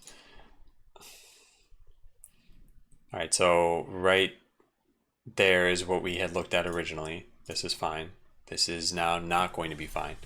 So we need it to be, we'll call it code analysis is dispatch validate code, JS code. That's good. And now if code analysis dot success is false. So this is going to be exactly what we just had. All we're doing is converting code right now. I'm not going to actually fix it yet. And then what is this? Copy pre-made blueprint into Workbench. This is... We gotta do the same thing. Yeah, we gotta do the same thing. Command descriptions are a bit too verbose. I think the banner's not very effective. What's the banner? Are you talking about what shows up like right here on the stream? Because what, there are only 3 things, right? One of them is type new, the other one is like play at bot.land, and the other one is s.bot.land. I don't know about this last one. I could probably delete that. But I think the banner is actually helping out a lot. I think more people started playing the game when I had the play at bot.land. But yeah, I could delete the social links one, because I don't think people are using those. So I'll write that down as my next task.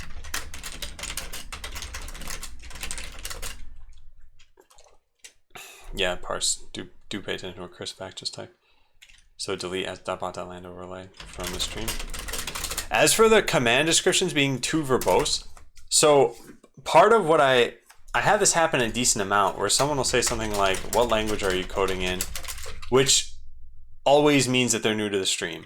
So I type the new command and I figure if they read it, they'll see, oh, what language are you coding in, right? And they'll be like, oh, I guess there's an FAQ. And then they'll find all the other questions. So when someone ignores that, I don't know. I think it's just worthwhile linking into them again.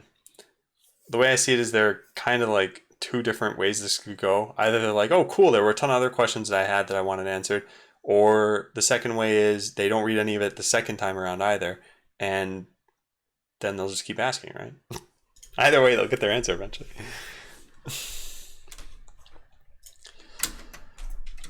All right, going back to this, we had code analysis here. We want to put this in this one.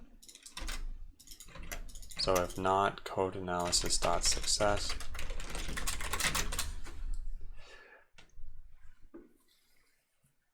You know what? I think we could just make an is code valid. I don't know. Maybe it doesn't matter. This is fine. This is fine. It's fine. Fine. Test code. Sounds good. Sounds good. Okay. All of that is good now. So now when we run this again, we're going to get the exact same error as before. That, what was that? I don't actually know what that was. All right, how do I do this though? I go to, oh yeah, I have to type an invalid script. So this very long buffer that we have here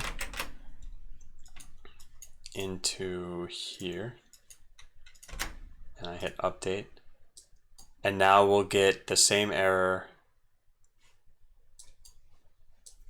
So the way we're going to fix this now is by changing this right here. So instead of saying your blocks are invalid, we could change this to the code analysis annotations. So just json.stringify code analysis annotations. Let's see if that works. There's a better way to make people read the links. I guess that they'll distract you less when they ask in chat. That's possible, but I feel like that's just part of streaming. One of the things I learned pretty early on with streaming that's kind of obvious, but I just didn't internalize it, was that there is no way to get everybody on board with some information. There is no way to do that. You will always have someone, no matter how prominent you make something. I could put a gigantic text banner covering the entire screen saying something like, I will be on vacation in 2 days. And then 2 days later, someone who would have read that would be like, oh, where'd Adam go? There's just no way. So I'm convinced that it's just how much can you mitigate it. And I don't mind those kinds of questions appearing because other people in chat answer them too. Didn't have 2 parameters, you're using it with 1. There are 2 different validate code functions. One takes in a single parameter, which is here, code, and the other one takes in 2 parameters. So I'm going to give you a point just for paying attention there, because that could have been a mistake, but I don't think it is in this case. So we're going to do the exact same thing I just did, except for we're not going to pause on called exceptions, and it's going to be an exception, and this time we will get that the line of code is too long. We're going to hit the check mark, excuse me. We're not dogs here, not check bark. That didn't actually fail. It didn't save it either though, which means I messed something up.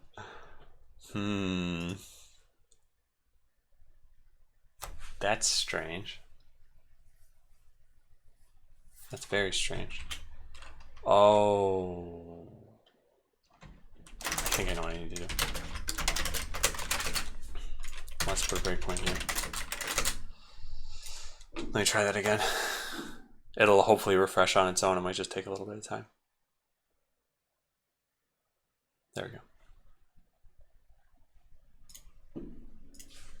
Okay, I think I got it.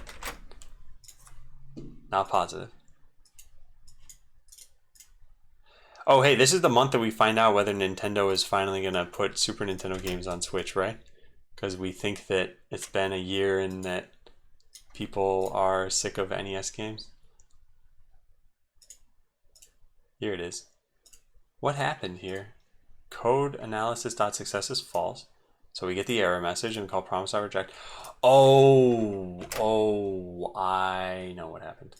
I now have that other debugger in the catch over here.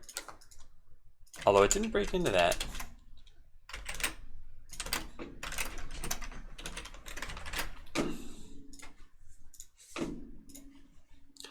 I wonder if I would even play any Super Nintendo games anymore on the Switch. Maybe on like an airplane or something.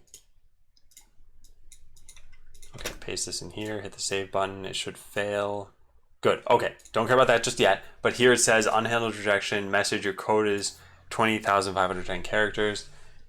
So if I just include all of the messages here as what's wrong, then you'd at least have something to base this off of. Yeah. The NES games are really fun. I found myself having fun with a couple, but then I don't know.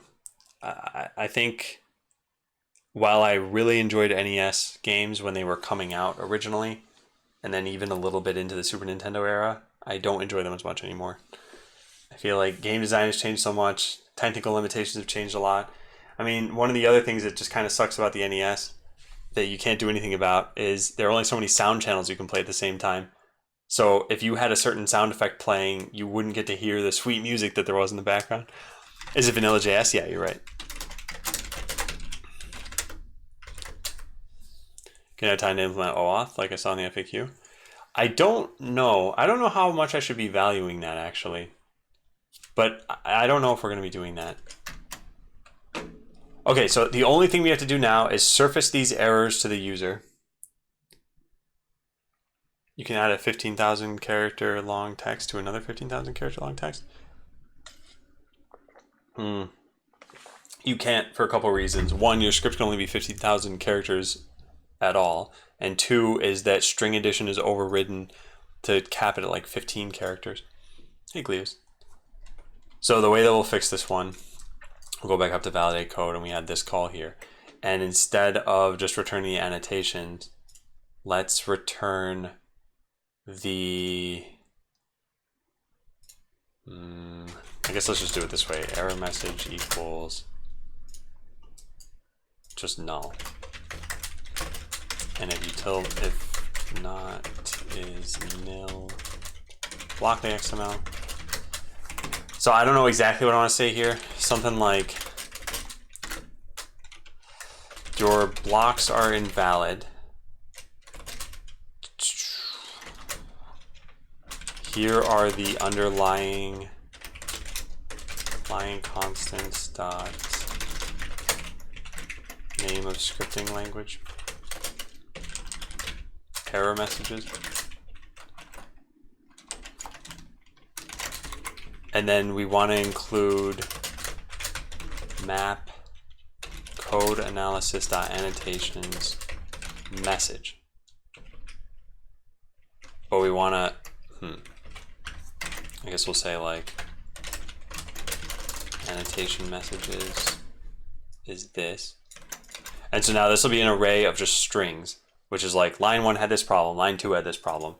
And we want to, I guess, join them. Does JavaScript have? Yeah, we can do that, I guess.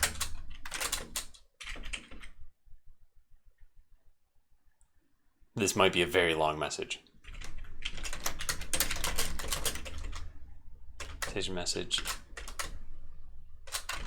Single message equals this dot join, and then include that.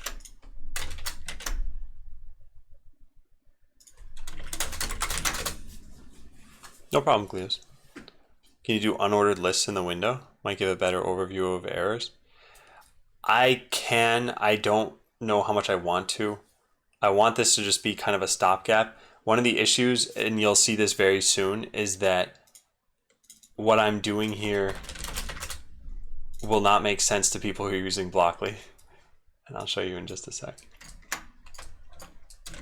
There. Okay.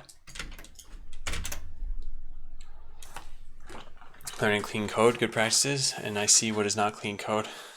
That's fair. You're welcome to give feedback wherever you would probably improve something. Okay, so let's go test this out. So if this works, then what's going to happen actually is that we'll still just only show this on the command line, I think.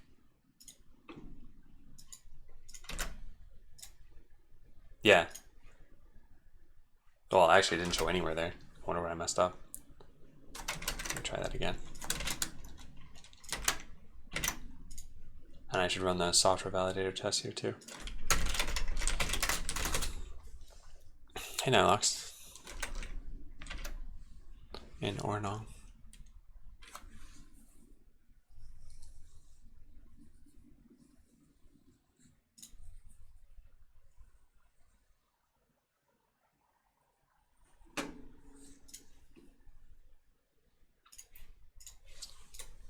I'll debug this.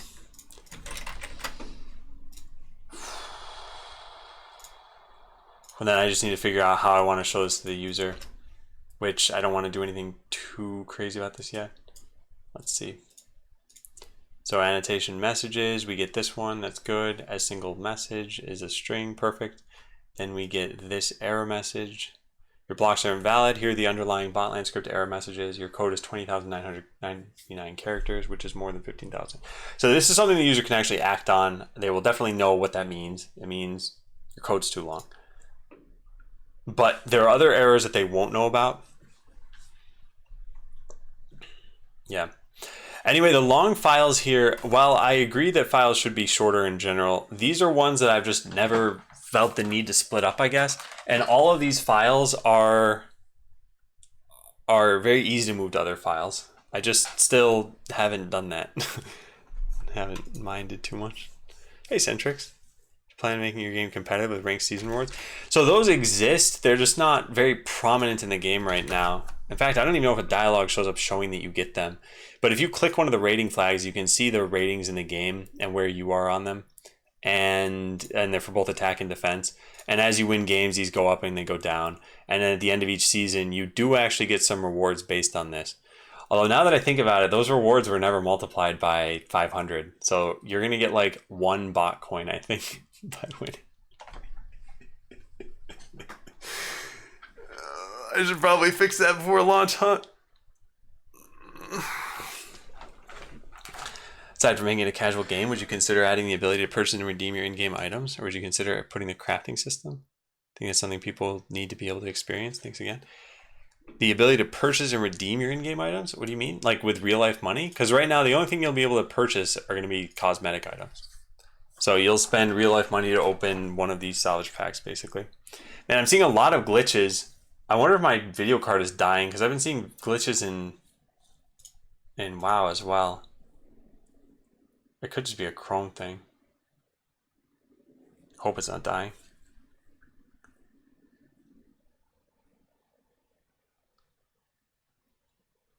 Length of function is probably more significant. Yeah, I agree with that.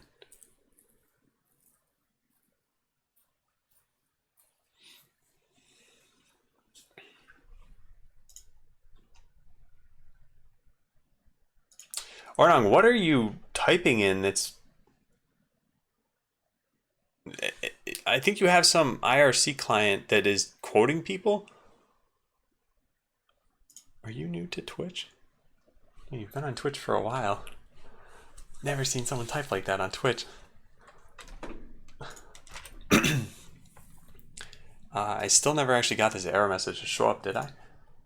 I don't think I did. Also, I just opened that on production. I didn't mean to do that. So we get to the promise reject, and then I believe it'll be an uncaught. Yeah. So I want a modal dialog that'll show this. And I want that error message to have a little bit more than just this. I am kind of surprised that it's showing up that way. So yeah, let's go fix it. Find the debugger here, get rid of this one, and then go find in the script editor, which I believe I have open already. Yes, this. We're gonna just put this in a try catch. And to go back to last page will only be in this case. Now, modal dialog. Do we have any modal dialogues I can show? Yes, we do. So we'll copy paste this up to there. And we'll say title is script error, UI error, and say something like, there is an error saving this script. Error.message.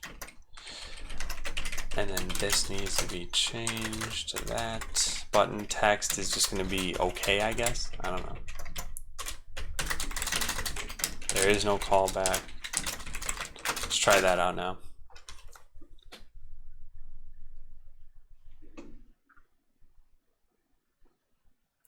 I am going to time you out for 10 minutes or not. You feel like 10% human and 90% bot. And I like the 10% part. Left an extra comma in there. Oh, you mean this? The trailing commas I actually have on purpose. Ben. Also, Hayseeds is 17R. Do I have a command for that? I do. Trailing comma. Yeah, if you check this out, this is... A lot of people haven't seen this sort of thing before, and if you read this blog post, there's a good reason for it. There are really only two reasons. One is that if you ever want to duplicate this line, the last line, you can duplicate it and change it, and you don't need to worry about having to add a comma or delete a comma. And the second is that the diffs will be clean. So you'll get to see just the line that was changed.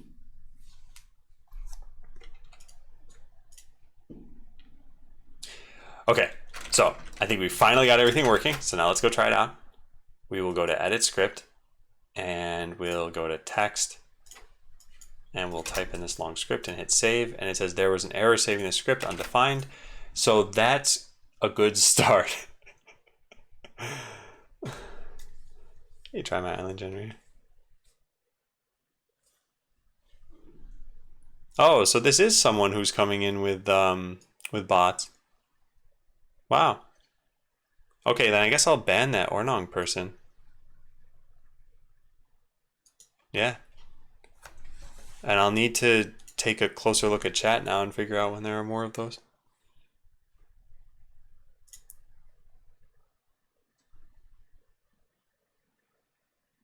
Interesting. And these people have views and followers on Twitch too. Huh.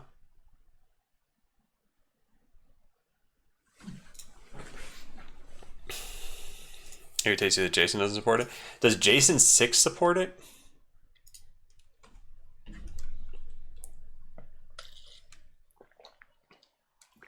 What a bizarre bot. I imagine that they're testing this in other people's channels before maybe trying it in their own channel to artificially inflate like chat activity or something. I don't know. People have tried out bots in my channel before. I generally am not okay with it, so I just ban them. I need to get this still from where it was to the catch.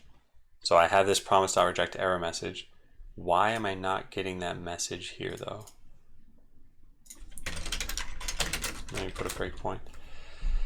And we'll take a look.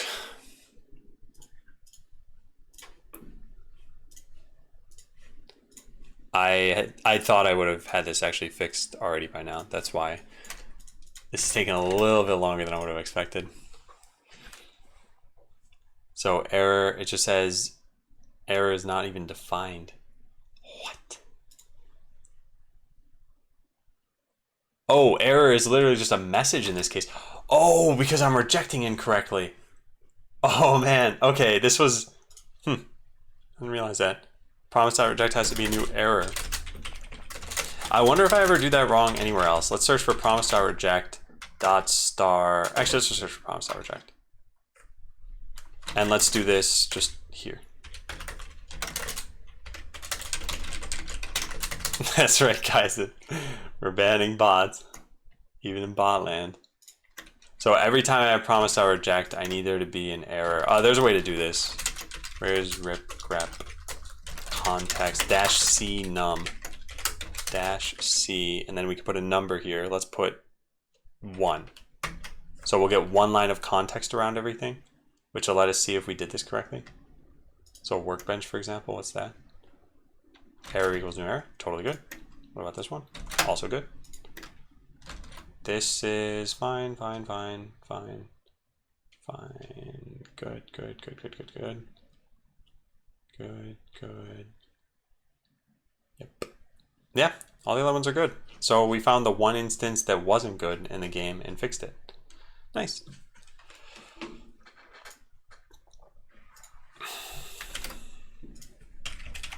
So let's try this out now. I think it's all done. I think it's good to go. And then we can delete that overlay thing that Parse had told me about. Which, by the way, did I give you a point for that, Parse? I don't think I did. Yeah, I'll give you a point for that. Jason 6 can do it? Yeah.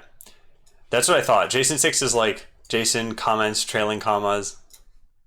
Does it work? Does it work? Does it work? Nice. It worked. Wait, for what? Because I'm going to delete the s.bot.land suggestion overlay. That, yeah. Let's see if there's a code error, what happens here. Hit save. There's an error saving the script. Code is invalid. Fix the errors marked in red. Okay, I guess that's good. Hey, Holger. It's going well. Things are, I'd say, going pretty smoothly here. Yarn run went. And yeah, so this is now fixed. We're gonna change this. I'll say return object C. This is a very thin wrapper around the software validator. Software around the function with the same name in the software validator. Yeah. Okay. I like this particular solution for the current task. Well, I think it's a good thing for right now. I don't think it'll be good for the long term. Very thin wrapper around the function with the same name in the software validator. So it returns what that function returns. Okay, that's good. Now let's check out anything else that I changed here. Now we have error messages here. Yeah. One promise reject. Following for 2 years now? Yeah, nice. I do appreciate it.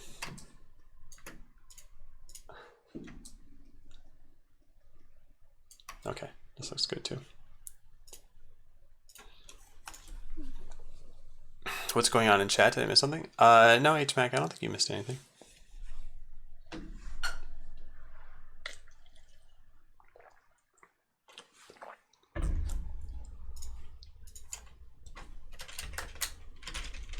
We can put followers mode on for 2 days, I guess. Yeah, because most of the accounts are only made a day ago. They probably weren't following me anyway. Okay, so I'll check this in. I'll enter one more time. And then we will go get rid of the overlay that I mentioned. So we'll say show error messages. I have it set for 2 days though, Ramu.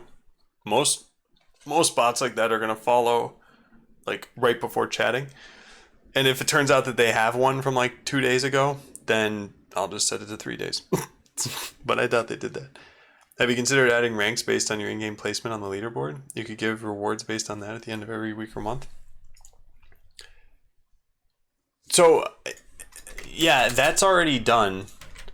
The ranks are in the game. If you take a look, we've got like, this is the Grandmaster banner. If we sign up with a new account, actually, I'm not sure how this will work. Let's see. I gotta get out of the tutorial. So we do this. Yeah, so you can see here, this icon is like Bronze League right now.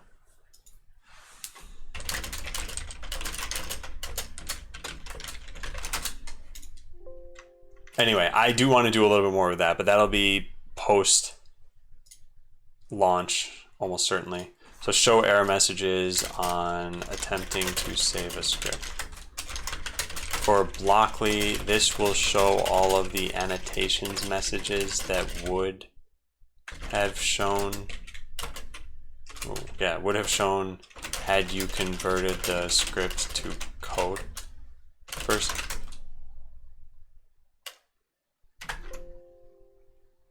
Yeah.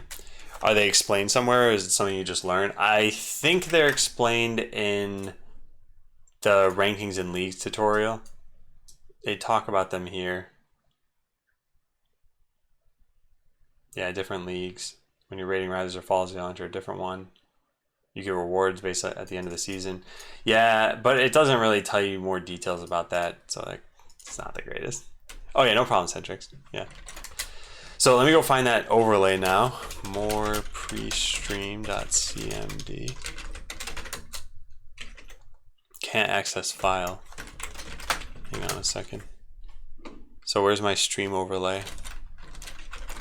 It's in code, JavaScript, stream overlays, social media. Oh, wrong one. We had 2 of these. There we go. And in main.js, we should see something here for s.bot.land. Yeah, I'll get rid of this. And then how do I restart this? That's a great question. Stream overlay, here it is. Oh, that didn't really work. Try it again. There. Now I refresh this. And now you should see, yeah, play the game shows up. That was the first one that we had. And then the next one should be new here, but it's going to be after, what, a minute or something? I don't know how frequently these show up. Yeah, 60 seconds. Okay, so 60 seconds from now, someone please just remember to check and make sure that it doesn't say s.bot.land. I want to make sure I did that correctly. Is autofill disabled for password because it seems it can't autofill? I've had some reports on that. I'm gonna just delete this actually. I've had some reports on that, and I need to take a look again. What's your password manager that you're using? Is it just the browsers? And if so, what browser is it?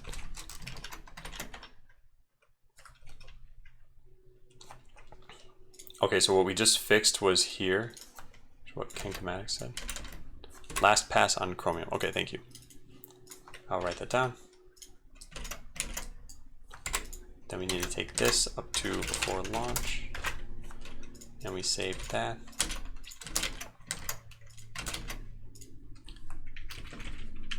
So convert life values to percentages, update block-based snippets to reflect this. Hey, Radon. It works for you? Are you saying you're on LastPass on Chromium? Or are you guys on Chromium or Chrome? The banner. Oh, the banner. Oh, yeah. Thank you, Radon. Okay. Yeah, it works. Is confusing me. You're on Chrome though. Okay. Yeah, it might be a Chromium thing.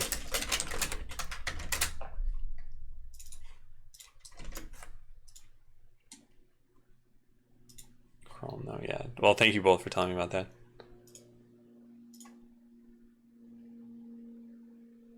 So, and then this. There we go. Yeah, new schedule. I know it's been kind of a crazy year, I would say. But welcome back, the robot.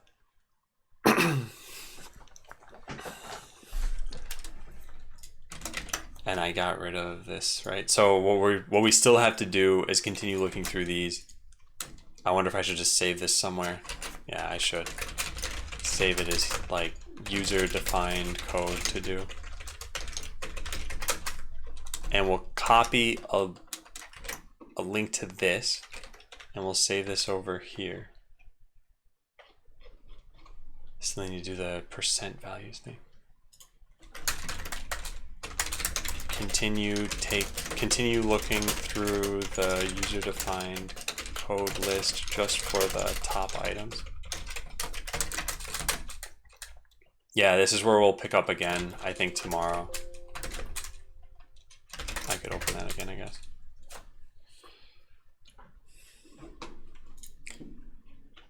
Yeah, so some of these things probably date back pretty far. Yeah, if they don't even have dates on them, they're usually pretty old. And then some of them, yeah, go back to like 2017. And all of these, in a perfect world, they'd all be done. Not before launch necessarily, but at some point. Some probably just gonna need to prune out entirely.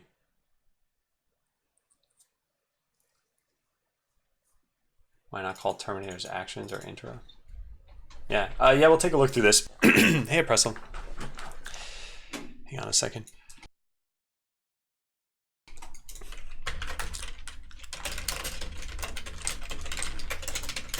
Okay. Yeah, so that's it for my stream. Let's see if anybody's streaming Botland. Is anybody? No, unfortunately. Okay, well, someday. Someday they will. So I need to go tackle some marketing work and some off-stream work. Should be working the rest of today on this stuff. So yeah. Oh, hey, Krasenstein. Just getting to the end of the stream now. So thank you guys for watching. I'll be back online tomorrow. I will probably still have stuff to do for at least this week. But then I think it's going to get a little bit tough. We're going to maybe just work on bugs on stream for like 2 weeks or something. I'm not sure. But yeah, I'm going to leave you guys with Chris for right now. So have a good time with him and see you guys tomorrow. Take care.